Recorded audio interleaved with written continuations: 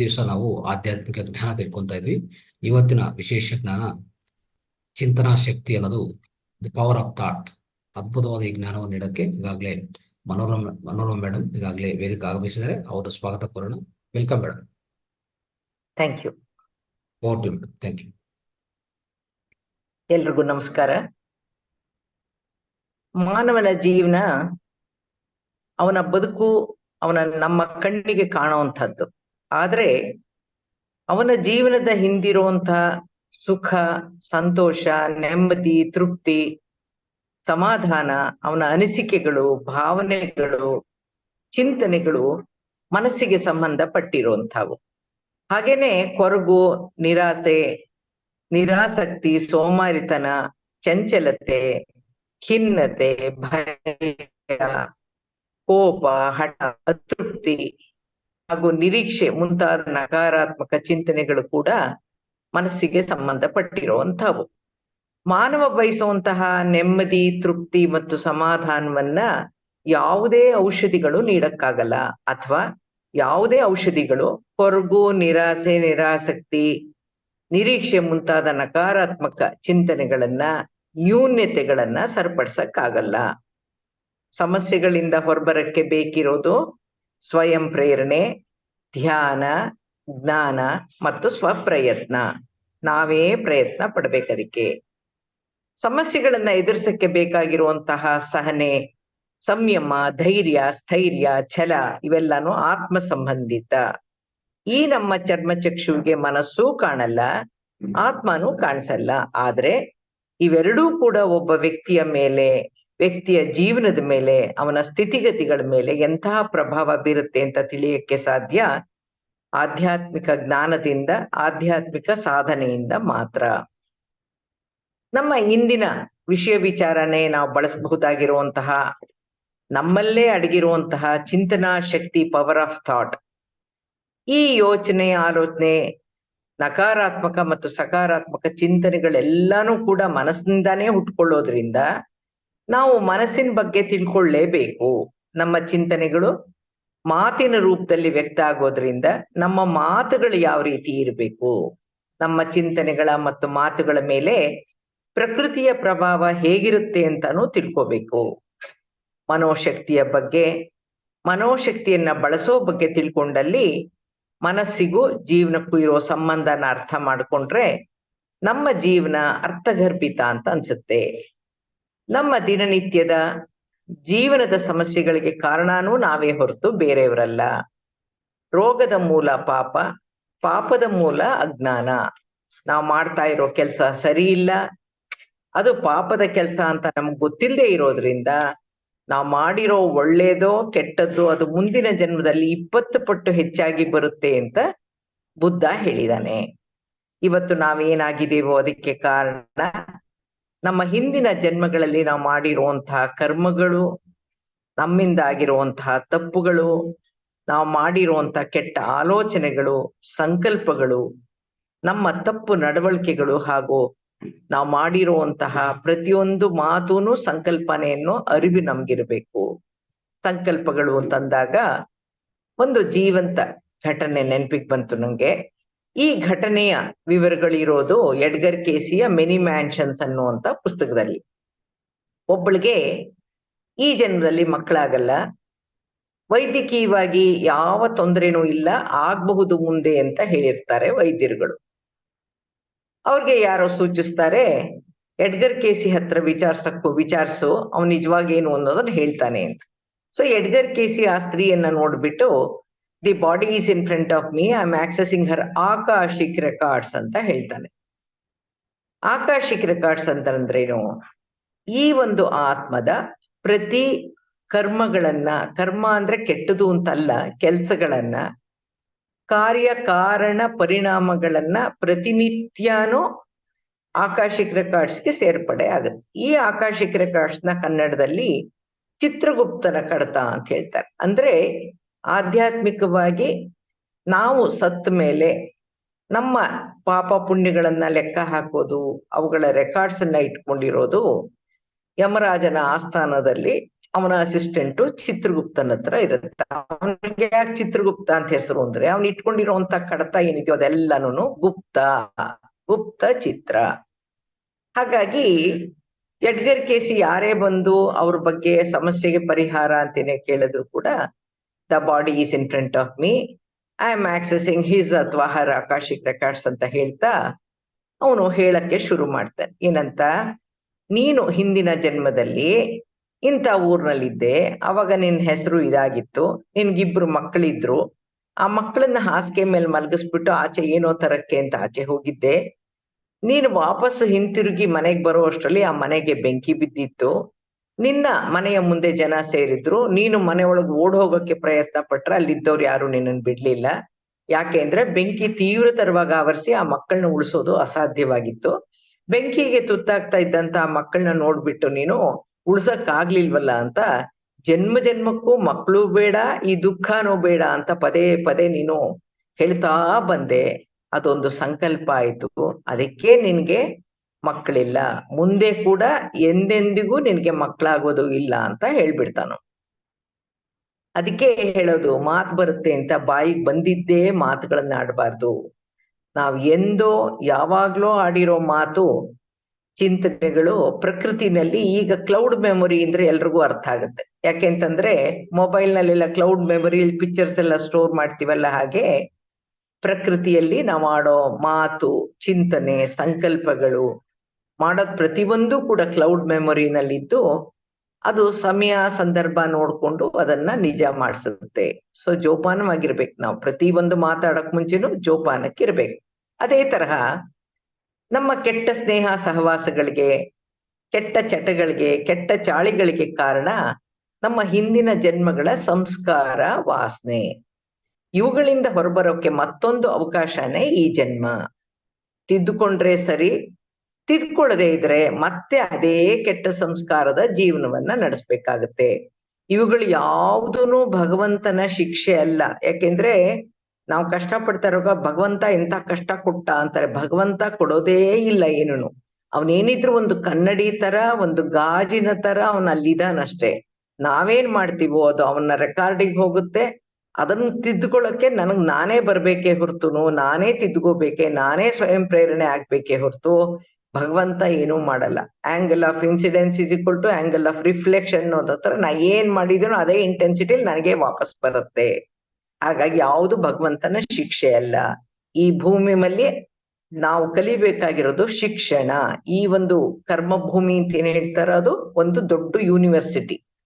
ತಿದ್ದುಕೊಳ್ಳೋಕೆ ಒಂದು ಅವಕಾಶ ತಿರುಗಿ ಕೊಡ್ತಾನೆ ಭಗವಂತ. ಈ ಭೂಮಿ ಜೈವಿಕ ವಿಶ್ವವಿದ್ಯಾಲಯ, ಲೈಫ್ ಸೈನ್ಸ್ ಯೂನಿವರ್ಸಿಟಿ ಅಂತ ಹೇಳ್ಬೋದು. ಹಾಗೇನೆ ಮನೆಯಲ್ಲಿ ಅತ್ತೆ ಸೊಸೆ ಸಂಬಂಧ ಇರ್ಬೋದು, ಸಾಮಾನ್ಯವಾಗಿ ಸರ್ವೇ ಸಾಮಾನ್ಯವಾಗಿ ಈ ಜಗಳಗಳಿರುತ್ತೆ. ವ್ಯಾಪಾರ ವ್ಯವಹಾರದಲ್ಲಿ ಮೋಸ, ವಂಚನೆ, ಅಸಹಕಾರ, ಆಸ್ತಿಗಾಗಿ ಕಲಹ, ಕೊಲೆ ಇವೆಲ್ಲಾನು ನಾವೇ ಹಿಂದೆ ಮಾಡಿ ಈಗ ಅದು ತಪ್ಪು, ನಾನು ಹಾಗೆ ಮಾಡಬಾರ್ದಿತ್ತು ಅಂತ ತಿಳಿಯೋಕ್ಕೋಸ್ಕರ, ಕಲಿಯೋಕ್ಕೋಸ್ಕರ ಪಶ್ಚಾತ್ತಾಪ ಪ್ರಾಯಶ್ಚಿತ್ತ ಪಡೋಕೆ ಜನ್ಮ ಪಡ್ಕೊಂಡು ಬಂದಿರ್ತೀವಿ. ಆದ್ರೆ ಭೂಮಿಯಲ್ಲಿ ಜನ್ಮ ಪಡ್ಕೊಂಡು ಬಂದ್ಮೇಲೆ ಮರ್ತು ಹೋಗುತ್ತೆ. ಮತ್ತೆ ಅವರೆಲ್ಲಾನು ಅಜ್ಞಾನದಲ್ಲಿ ನಾವು ಅವರನ್ನ ಬೈತಾ ಇರ್ತೀವಿ. ನಮ್ಮ ಅತ್ತೆ ಈ ತರ, ನಮ್ಮ ಮಾವ ಈ ತರ, ಇವ್ ಗಂಡ ಈ ತರ, ನನ್ನ ಹೆಂಡತಿ ಈ ತರ ಅಂತ ಬೈತಾನೇ ಇರ್ತೀವಿ. ಆದ್ರೆ ಅದಕ್ಕೆಲ್ಲ ಕಾರಣ ಜೀವನದಲ್ಲಿ, ಸಂಸಾರದಲ್ಲಿ ನಾವೇ ಆಯ್ಕೆ ಮಾಡ್ಕೊಂಡು ಬಂದು ಜನಗಳನ್ನ, ಸ್ಥಿತಿಗತಿಗಳನ್ನ ಯಾವ್ದ್ರ ಬಗ್ಗೆ ಕಲಿತೀನಿ ಅಂತ ನಾನೇ ಸಂಕಲ್ಪ ತೊಟ್ಟು ನನ್ನ ಜನ್ಮ ಪಡ್ಕೊಳ್ಳೋಕೆ ಅವಕಾಶ ಬಂದಾಗ ನಾನ್ ಬಂದಿರ್ತೀನಿ. ಬಂದ ಮೇಲೆ ಮತ್ತೆ ಅವರನ್ನೆಲ್ಲ ಅಜ್ಞಾನದಲ್ಲಿ ಬೈತಾ ಕೂತ್ಕೊಳ್ಳೋದ್ರಲ್ಲಿ ಅರ್ಥೇನ ಇಲ್ಲ.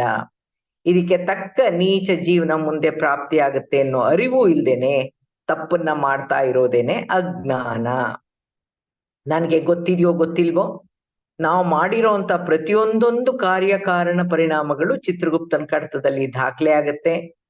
ಸೈಮಲ್ಟೇನಿಯಸ್ ಆಗಿ ನಮ್ಮ ಕಾರಣ ಶರೀರದಲ್ಲಿ ಸೇರ್ಪಡೆ ಆಗತ್ತೆ. ಹಾಗಾಗಿ ಎಡ್ಗರ್ ಕೇಸಿ ಯಾರೊಬ್ಬರ ಗತ ಜನ್ಮ ವಿಚಾರಗಳನ್ನು ತಿಳಿತಿದ್ದಿದ್ದು ಅವರವರ ಕಾರಣ ಶರೀರಗಳನ್ನ ನೋಡಿ, ಅವನ ವಿಶೇಷವಾದ ಮನೋಶಕ್ತಿ, ದಿವ್ಯ ಚಕ್ಷುವಿನ ಅನುಭವನೇ ಪ್ಯಾರಾನಾರ್ಮಲ್ ವಿಜ್ಞಾನಕ್ಕೆ ಸಂಶೋಧನೆಯ ವಿಚಾರಗಳಾಗಿತ್ತು ಅನ್ನೋದು ಸತ್ಯವಾಗಿತ್ತು. ಆತ್ಮ ಸಂಬಂಧಿತ ಎಲ್ಲಾ ಜ್ಞಾನ ಮತ್ತು ಅನುಭವ ಕಲಿಕೆ, ಆಸೆ, ಆಸಕ್ತಿಗಳು, ಗುರಿಗಳು, ನಮ್ಮ ನಡವಳಿಕೆಗಳು ಎಲ್ಲಾನು ಸುಪ್ತ ಮನಸ್ಸಿನಲ್ಲಿ ಮುದ್ರಿತವಾಗಿ ಅಂದ್ರೆ ರೆಕಾರ್ಡ್ ಆಗಿ ಜನ್ಮ ತಾಳಿದಾಗ ಕಾರಣ ಶರೀರಕ್ಕೆ ಸೇರ್ಪಡೆ ಆಗುತ್ತೆ. ಹಾಗಾಗಿ ಪೂರ್ವ ಜನ್ಮ ಸ್ಮರಣೆಗೆ ಹಾಕುವಾಗ ಸುಪ್ತ ಮನಸ್ಸಿನ ಮೂಲಕನೇ ಸುಪ್ತ ಪ್ರಜ್ಞಾ ಸ್ಥಿತಿಯ ಮೂಲಕನೇ ಹೋಗ್ಬೇಕು. ಹಾಗೆ ಸುಪ್ತ ಪ್ರಜ್ಞಾ ಸ್ಥಿತಿಯಿಂದ ಎಚ್ಚರ ಸ್ಥಿತಿಗೆ ಹಿಂತಿರುಗಿ ಬರೋಕ್ಕೂ ಕೂಡ ತಿಳ್ಕೊಂಡಿರ್ಬೇಕು. ಎಷ್ಟೋ ಜನ ಏನ್ ಮಾಡ್ತಾರೆ, ಸೆಲ್ಫ್ ಹಿಪ್ನೋಸಿಸ್ ಪ್ರಯೋಗದಲ್ಲಿ ಸುಪ್ತ ಪ್ರಜ್ಞಾ ಸ್ಥಿತಿಗೆ ಹೋದವರು ಸುಸ್ಥಿತಿಯಲ್ಲಿ ಎಚ್ಚರ ಸ್ಥಿತಿಗೆ ಬರಕ್ಕಾಗ್ದೇನೆ ತೊಂದರೆಗೀಡಾಗಿರೋರನ್ನ ನಾನು ನೋಡಿದ್ದೀನಿ. ನಾನೇ ಹಿಪ್ನೋಟೈಸ್ ಮಾಡಿ ಚಿಕಿತ್ಸೆ ನೀಡ್ತಾ ಇದ್ದಾಗ ಒಬ್ರು ಎಚ್ಚರ ಸ್ಥಿತಿಗೆ ಬರದೇನೆ ಅವರ ದೇಹ ಗಾಳಿಯಲ್ಲಿ ತೇಲೋ ಹಾಗೆ ಬಾಗೋಯ್ತು, ಕೋಮಾಗೂ ಜಾರ್ದಂಗಿತ್ತು. ಅವ್ರ ಮನೆಗೆ ಹೋಗಿ ಟ್ರೀಟ್ಮೆಂಟ್ ಕೊಡ್ತಾ ಇದ್ದೆ ನಾನು. ಕೂಡ್ಲೇನೆ ನಾನು ನನ್ನ ಗುರುಗಳ ಮಾರ್ಗದರ್ಶನದಲ್ಲಿ ಅವ್ರಿಗೊಂದು ಫೋನ್ ಮಾಡಿ ಈ ತರ ಇದೆ, ಏನ್ ಮಾಡ್ಬೇಕು, ಬರ್ತಾ ಇಲ್ಲ ವಾಪಸ್ಸು ಅಂತ ಕೇಳಿದಾಗ ಅವ್ರು ನನಗೆ ಮಾರ್ಗದರ್ಶನ ಕೊಟ್ರು.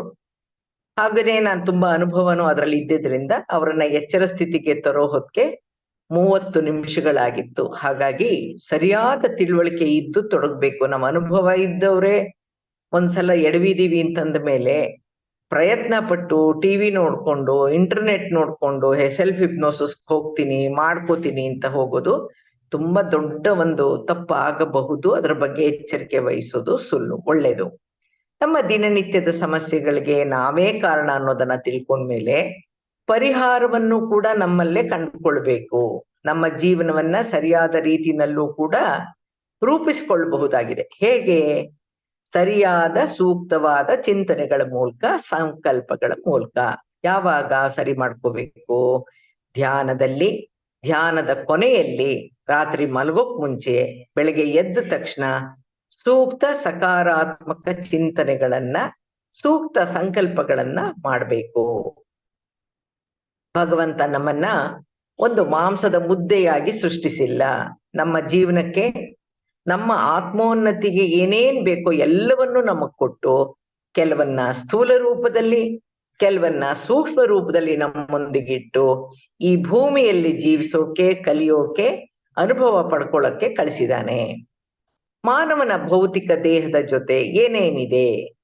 ಮಾನವ ಅಂತಂದ್ರೆ ಬರೇ ಭೌತಿಕ ದೇಹ ಅಲ್ಲ.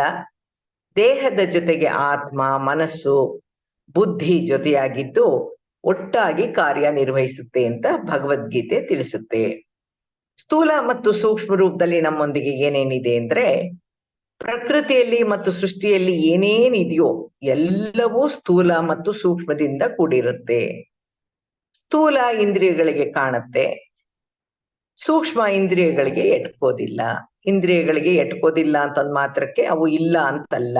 ಅವುಗಳ ಇರುವಿಕೆಯನ್ನ ತಿಳಿಯೋ ವಿಧಾನ ವಿಭಿನ್ನ ಹಾಗೂ ಆಧ್ಯಾತ್ಮಿಕ. ಮಾನವ ಕೂಡ ಸೃಷ್ಟಿಯ ಒಂದು ಅಂಶ. ಅವನು ಕೂಡ ಸ್ಥೂಲ ಮತ್ತು ಸೂಕ್ಷ್ಮದಿಂದ ಕೂಡಿರುವಂತಹ ಜೀವಿಯವನು. ದೇಹ ಸ್ಥೂಲ ಹಾಗೂ ಭೌತಿಕ, ಆತ್ಮ, ಮನಸ್ಸು ಮತ್ತು ಬುದ್ಧಿ ಈ ಮೂರೂ ಕೂಡ ಸೂಕ್ಷ್ಮ. ಪಂಚಭೂತಗಳಿಂದ ನಿರ್ಮಿತವಾಗಿರುವಂತ ಈ ನಮ್ಮ ಭೌತಿಕ ದೇಹದ ಜೊತೆಗೆ ಮಾನವನ ಕಣ್ಣಿಗೆ ಗೋಚರಿಸದೇ ಇರುವಂತಹ 7 ಶಕ್ತಿ ಕೇಂದ್ರಗಳು, 6 ಸೂಕ್ಷ್ಮ ಶರೀರಗಳು ಇದ್ದು ಇವುಗಳಲ್ಲಿ ಹರಿಯುವಂತಹ ಸೂಕ್ಷ್ಮ ಶಕ್ತಿ ಚೈತನ್ಯವು ಸ್ಥೂಲ ದೇಹದ ಕಾರ್ಯವೈಖರಿಯನ್ನ ನಿಯಂತ್ರಿಸುವುದಲ್ದೇನೆ ಮನಸ್ಸು, ಭಾವನೆಗಳ ಮೇಲೆ ಮತ್ತು ಬುದ್ಧಿ ಮೇಲೆ ಪ್ರಭಾವ ಬೀರುತ್ತೆ. ಮಾನವ ಜೀವಂತವಾಗಿರೋವರೆಗೂ ಅವನನ್ನ ನಡೆಸುವಂತಹ ಪ್ರಾಣಶಕ್ತಿ ಪ್ರಾಣಮಯ ಕೋಶದಲ್ಲಿದೆ. ಈ ಮನಸ್ಸು ಅನ್ನೋದು ದೇಹದೊಳಗಿಲ್ಲ. ದೇಹದಿಂದ ಆಚೆ ಮನೋಮಯ ಶರೀರದಲ್ಲಿ ಸೂಕ್ಷ್ಮ ರೂಪದಲ್ಲಿದೆ. ಮಾನವನಲ್ಲಿ ಉತ್ಪತ್ತಿಯಾಗೋ ಭಾವನೆಗಳೆಲ್ಲಾನು ಸೂಕ್ಷ್ಮ ರೂಪದಲ್ಲಿರುವಂತ ವರ್ಣಭರಿತ ಭಾವನಾತ್ಮಕ ಶರೀರದಿಂದ ಸ್ಥೂಲ ದೇಹಕ್ಕೆ ವರ್ಗಾವಣೆ ಆಗುತ್ತೆ. ಆತ್ಮ ಸಂಬಂಧಿತ ವಿಚಾರಗಳೆಲ್ಲವೂ, ಆತ್ಮನ ಹಿಂದಿನ ನಡವಳಿಕೆಗಳೆಲ್ಲಾನು ದೇಹದಿಂದ ಆಚೆ ಇರೋ ಸೂಕ್ಷ್ಮ ರೂಪದ ಕಾರಣ ಶರೀರದಲ್ಲಿದೆ ಅಂತ ಸಾವಿರಾರು ವರ್ಷಗಳ ಹಿಂದೆನೆ ಋಷಿಮುನಿಗಳು ತಿಳಿಸಿರುವಂತ ಉಲ್ಲೇಖ ಆಧ್ಯಾತ್ಮಿಕ ಗ್ರಂಥಗಳಲ್ಲಿದೆ. ದೇಹಕ್ಕೆ, ಆತ್ಮಕ್ಕೆ, ಮನಸ್ಸಿಗೆ ಮತ್ತು ಬುದ್ಧಿಗೆ ಸುಮಾರು 67ಕ್ಕೂ ಹೆಚ್ಚಿನ ಶಕ್ತಿ ಸಾಮರ್ಥ್ಯಗಳನ್ನ ಭಗವಂತ ಕೊಟ್ಟಿದ್ದಾನೆ ಅನ್ನೋದನ್ನ ನಾನು ಹಿಂದೆ ಇದೇ ವೇದಿಕೆಯಲ್ಲಿ ಹಂಚಿಕೊಂಡಿದ್ದೆ. ಈ ದಿನದ ಉಪನ್ಯಾಸ ಮನಸ್ಸಿಗೆ ಸಂಬಂಧಪಟ್ಟಿರೋದ್ರಿಂದ ಈ ದಿನ ಮನಸ್ಸಿಗೆ ಏನೇನ್ ಸಾಮರ್ಥ್ಯಗಳಿವೆ ಅನ್ನೋದನ್ನ ನಾವು ತಿಳ್ಕೋಬೇಕು. ಮೊಟ್ಟ ಮೊದಲಿಗೆ ಇಚ್ಛಾಶಕ್ತಿ, ವಿಲ್ ಪವರ್ ಅಂತ. ಅಂದ್ರೆ ಏನೇ ಬಂದ್ರೂ ಕೂಡ ಎದುರಿಸುವಂತಹ ಶಕ್ತಿ ನಮ್ಮಲ್ಲಿದೆ. ಈಸಬೇಕು, ಇದ್ದು ಜಯಿಸಬೇಕು ಅನ್ನೋ ಧೈರ್ಯ ಇದೆ. ನಾನ್ ಮಾಡಿಯೇ ತೀರ್ತೀನಿ ಅನ್ನೋ ಛಲ ಇದೆ ನಮ್ಮಲ್ಲಿ. ಇದಕ್ಕೊಂದು ಉದಾಹರಣೆ ಟಿವಿನಲ್ಲಿ ಬಂದಿತ್ತು. ಒಂದು ತಾಯಿಗೆ 3 ತಿಂಗಳ ಮಗು, ಅವಳು ಹಾಲು ಉಣಿಸ್ತಾ ಇದ್ದಾಗ ಅವಳಿಗೊಂದು ಗೆಡ್ಡೆ ಸಿಕ್ಕದಂಗ ಅನ್ಸುತ್ತೆ. ತಕ್ಷಣ ಇದೇನಿದು ಗೆಡ್ಡೆ ಆಗಿದೆಯಲ್ಲ, ಹಾಲೇ ಗೆಡ್ಡೆ ಆಗಿದ್ಯಾ ಅಥವಾ ಏನಾದ್ರು ತೊಂದ್ರೆ ಇದೆಯಾ ಅಥವಾ ಏನು ಅಂತ ಗೊತ್ತಿಲ್ಲ ಅಂತ ಡಾಕ್ಟರ್ ಹತ್ರ ಹೋಗಿ ತೋರಿಸಿದ್ರೆ, ಯಾಕೋ ಸ್ವಲ್ಪ ಅನುಮಾನ ಇದೆ, ಅದಕ್ಕೆ ಇದನ್ನ ಟೆಸ್ಟ್ ಮಾಡ್ಬೇಕಮ್ಮ ಅಂತ ಹೇಳಿ ಟೆಸ್ಟ್ ಮಾಡಕ್ಕೆ ಬಯಾಪ್ಸಿ ಮಾಡ್ಬಿಟ್ಟು ಕಳಿಸ್ತಾರೆ. ಕೊನೆಯಲ್ಲಿ ಅವಳು 10 ದಿನ ಬಿಟ್ಟು ಬಾ ಅಂದ್ಮೇಲೆ 10 ದಿನ ಬಿಟ್ಮೇಲೆ ಇವಳು ಹೋಗ್ತಾಳೆ. ಹೋದ್ರೆ ನಿಮ್ ಕಡೆಯವ್ರು ಯಾರಾದ್ರೂ ಬಂದಿದಾರಾ ಅಂತ ಡಾಕ್ಟರ್ ಕೇಳ್ತಾರೆ. ಸರ್, ಬಯಾಪ್ಸಿ ಮಾಡಿರೋದ್ ನಂದು, ಸಮಸ್ಯೆ ಇರೋದ್ ನನಗೆ, ನಮ್ಮನೆ ಕಡೆಯವ್ರು ಬಂದು ಏನ್ ಮಾಡ್ಬೇಕು? ಈಗ ನೀವು 10 ದಿನ ಬಿಟ್ಟು ಬಾ ಅಂದ್ರಿ, ಬಂದಿದ್ದೀನಿ, ರಿಪೋರ್ಟ್ ಏನು ಅಂತ ನಂಗೆ ಹೇಳಿ ಡಾಕ್ಟ್ರೇ ಅಂತ. ಇಲ್ಲಮ್ಮ, ಯಾರ್ಗಾರ ಹೇಳ್ಬೇಕು, ನೀನ್ ಧೈರ್ಯವಾಗಿ ತಗೋತೀಯೋ ಇಲ್ವೋ. ಏನ್ ಸರ್, ಅಟ್ ದ ಮೋಸ್ಟ್ ಅಂದ್ರೆ ಏನ್ ಕ್ಯಾನ್ಸರ್ ಆಗಿರುತ್ತೆ ಅಷ್ಟೇ ತಾನೇ, ಏನ್ ಪರವಾಗಿಲ್ಲ ಸರ್, ಹೇಳಿ ನಾನು ತಡ್ಕೋತೀನಿ, ಅದಕ್ಕೆಲ್ಲ ಭಯ ಪಡಲ್ಲ. ಹೌದಮ್ಮ, ನಿಂಗೆ ಬ್ರೆಸ್ಟ್ ಕ್ಯಾನ್ಸರು, ಆ ಬ್ರೆಸ್ಟೇ ತೆಗೆದ್ಬಿಡ್ಬೇಕು, ಮಗುಗ್ ಹಾಲು ಉಣ್ಸಕ್ ಆಗಲ್ಲ ನೀನು, ಯಾಕೆಂದ್ರೆ ತುಂಬಾ ಮೆಡಿಸಿನ್ ಅಲ್ಲಿ ಇರ್ತೀಯ, ಮಗುಗ್ ತೊಂದರೆ ಆಗುತ್ತೆ, ಹಾಗಾಗಿ ಉಳಿಸ್ಬಾರ್ದು ಅಂತ ಹೇಳ್ತಾರೆ, ಹಾಲು ಕೊಡಬಾರ್ದು. ಹಾಗೆ ಹೇಳ್ತಾಳೆ, ನೋಡಿ ಸರ್, ನಾ ಹುಟ್ಟಿರೋದು ಹೆಣ್ಣು ಮಗು, ಅದು ಒಂದ್ ದಾರಿ ತೋರೋವರ್ಗುನು ನಾನ್ ಬಿಟ್ಟು ಹೋದ್ರೆ, ನಾನ್ ಸತ್ರೆ ನನ್ ಗಂಡ ಇನ್ನೊಂದ್ ಮದುವೆ ಮಾಡ್ಕೊಂಡ್ಬಿಡ್ತಾನೆ, ಈ ಮಗುಗೆ ಪ್ರಾಬ್ಲಮ್ ಆಗುತ್ತೆ, ನಾನ್ ಸಾಯೋದಿಲ್ಲ ಸರ್, ಅದೇನ್ ಆಪರೇಷನ್ ಮಾಡ್ಬೇಕೋ ಮಾಡಿ, ನಾನ್ ಬದುಕಿ ಆ ಮಗುಗ್ 18 ವರ್ಷ ತುಂಬುವವರೆಗೂ ನಾನ್ ಬದುಕಿ ನಾನ್ ನೋಡ್ಕೋತೀನಿ ಅವಳನ್ನ ದೊಡ್ಡವಳು ಮಾಡ್ತೀನಿ, ನನ್ಗ ಆ ಛಲ ಇದೆ ನನ್ನಲ್ಲಿ, ಧೈರ್ಯ ಇದೆ, ಅಂತ ಶಕ್ತಿ ನನ್ನಲ್ಲಿ, ನನ್ನ ಚಿಂತನೆಯಲ್ಲಿ ಇದೆ ಅಂತ ಹೇಳ್ತಾಳೆ. ಅವಳು ಅದೇ ತರನೇ 18 ವರ್ಷ ಬದುಕಿರ್ತಾಳೆ, ಮಗುಗೊಂದು ದಾರಿ ಮಾಡಿರ್ತಾಳೆ. ಅಂದ್ರೆ ಇಚ್ಛಾಶಕ್ತಿ, ಆ ವಿಲ್ ಪವರ್, ನಾನು ಬದುಕಬೇಕು ಅನ್ನೋದು ಇರ್ಬೇಕು. ಕ್ಯಾನ್ಸರ್ ಅಂದ ತಕ್ಷಣ ಸತ್ಯ ಸಾಯ್ತಾರೆ ಅಂತಲ್ಲ. ಹಾಗಾಗಿ ಈ ಒಂದು ಗುಣದಿಂದ ನಾವು ಏನ್ ಬೇಕಾದ್ರೆ ಸಾಧಿಸಕ್ಕೆ ಸಾಧ್ಯ ಆಗತ್ತೆ ಅನ್ನೋದು ತಿಳ್ಕೊಬೇಕು. ಮನಸ್ಸಿಗೆ ಇನ್ನ ಯಾವ್ಯಾವ ಶಕ್ತಿಗಳಿದೆ? ಸಂಯಮ ಶಕ್ತಿ ಇದೆ, ಸಹನಾ ಶಕ್ತಿ ಇದೆ, ಪೇಶನ್ಸ್ ಇದೆ, ನಮ್ಮಲ್ಲಿ ಸಾಕಷ್ಟು ತಾಳ್ಮೆ ಇದೆ, ಕಾಯುವಂತಹ ಸ್ವಭಾವ ಇದೆ, ಸಮಾಧಾನವಾಗಿ ಕೂಡ ನಾವಿರಬಹುದಾಗಿದೆ. ಅನುಕರಣ ಶಕ್ತಿ, ಅಪ್ಲಿಕಬಲ್ ಎಬಿಲಿಟಿ ಇದೆ. ಕಂಡಿದ್ದನ್ನ, ಕೇಳಿದ್ದನ್ನ, ಕಲ್ತಿದ್ದನ್ನ ಅನುಕರಣೆ ಮಾಡುವಂತ ಸಾಮರ್ಥ್ಯ ನಮ್ಮಲ್ಲಿದೆ. ಒಳ್ಳೇದನ್ನ ಅನುಕರಣೆ ಮಾಡಿಕೊಂಡು ಉತ್ತಮ ವ್ಯಕ್ತಿ ಆಗ್ಬೋದು, ಉತ್ತಮ ಜೀವನವನ್ನ ನಡೆಸ್ಬೋದು, ನಮ್ಮ ಪಾಪ ಕರ್ಮಗಳನ್ನ ಸವೆಸ್ಕೊಳ್ಬಹುದು. ಸ್ವಯಂ ಪ್ರೇರಣಾ ಶಕ್ತಿ, ಸೆಲ್ಫ್ ಮೋಟಿವೇಶನ್ ಎಬಿಲಿಟಿ ನಮ್ಗಿದೆ. ನಾವು ಬೇರೆಯವರಿಂದ ಪ್ರೇರಿತರಾಗಬಹುದಾದ್ರೂ ನಮ್ಮ ಒಳಗಿನಿಂದ ನಾವೇ ಪ್ರೇರಿತರಾಗ್ಬೇಕು, ಸ್ವಾವಲಂಬಿಗಳಾಗ್ಬೇಕು, ಸೆಲ್ಫ್ ಮೋಟಿವೇಶನ್ ಇರ್ಬೇಕು. ಬೇರೆಯವ್ರು ಹೇಳಿ ನಾವು ಮಾಡೋದಲ್ಲ, ನಾನೇ ಮಾಡ್ತೀನಿ, ನನಗೋಸ್ಕರ ಮಾಡ್ತೀನಿ ಅನ್ನೋ ಒಂದು ಗುಣ ಇರಬೇಕು. ಮುಂದಿನದು ಆಲೋಚನಾ ಶಕ್ತಿ, ಎಬಿಲಿಟಿ ಟು ಥಿಂಕ್ ಅಂತ ಅನ್ಬೋದು, ಅಥವಾ ಥಿಂಕಿಂಗ್ ಎಬಿಲಿಟಿ ಅಂತ ಹೇಳ್ಬೋದು. ಯಾವುದೇ ಕೆಲಸ ಮಾಡಕ್ ಮುಂಚೆ, ಯಾವುದೇ ಮಾತನಾಡಕ್ ಮುಂಚೆ ಹುಟ್ಟೋದೇ ಆಲೋಚನೆ, ಥಾಟ್ ಅನ್ನೋದೇ ಫಸ್ಟ್ ಬರೋದು.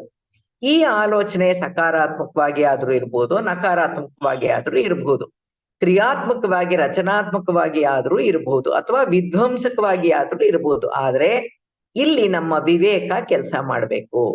ಮುಂದಿನದು ಚಿಂತನಾ ಶಕ್ತಿ, ಥಾಟ್ ಪವರ್.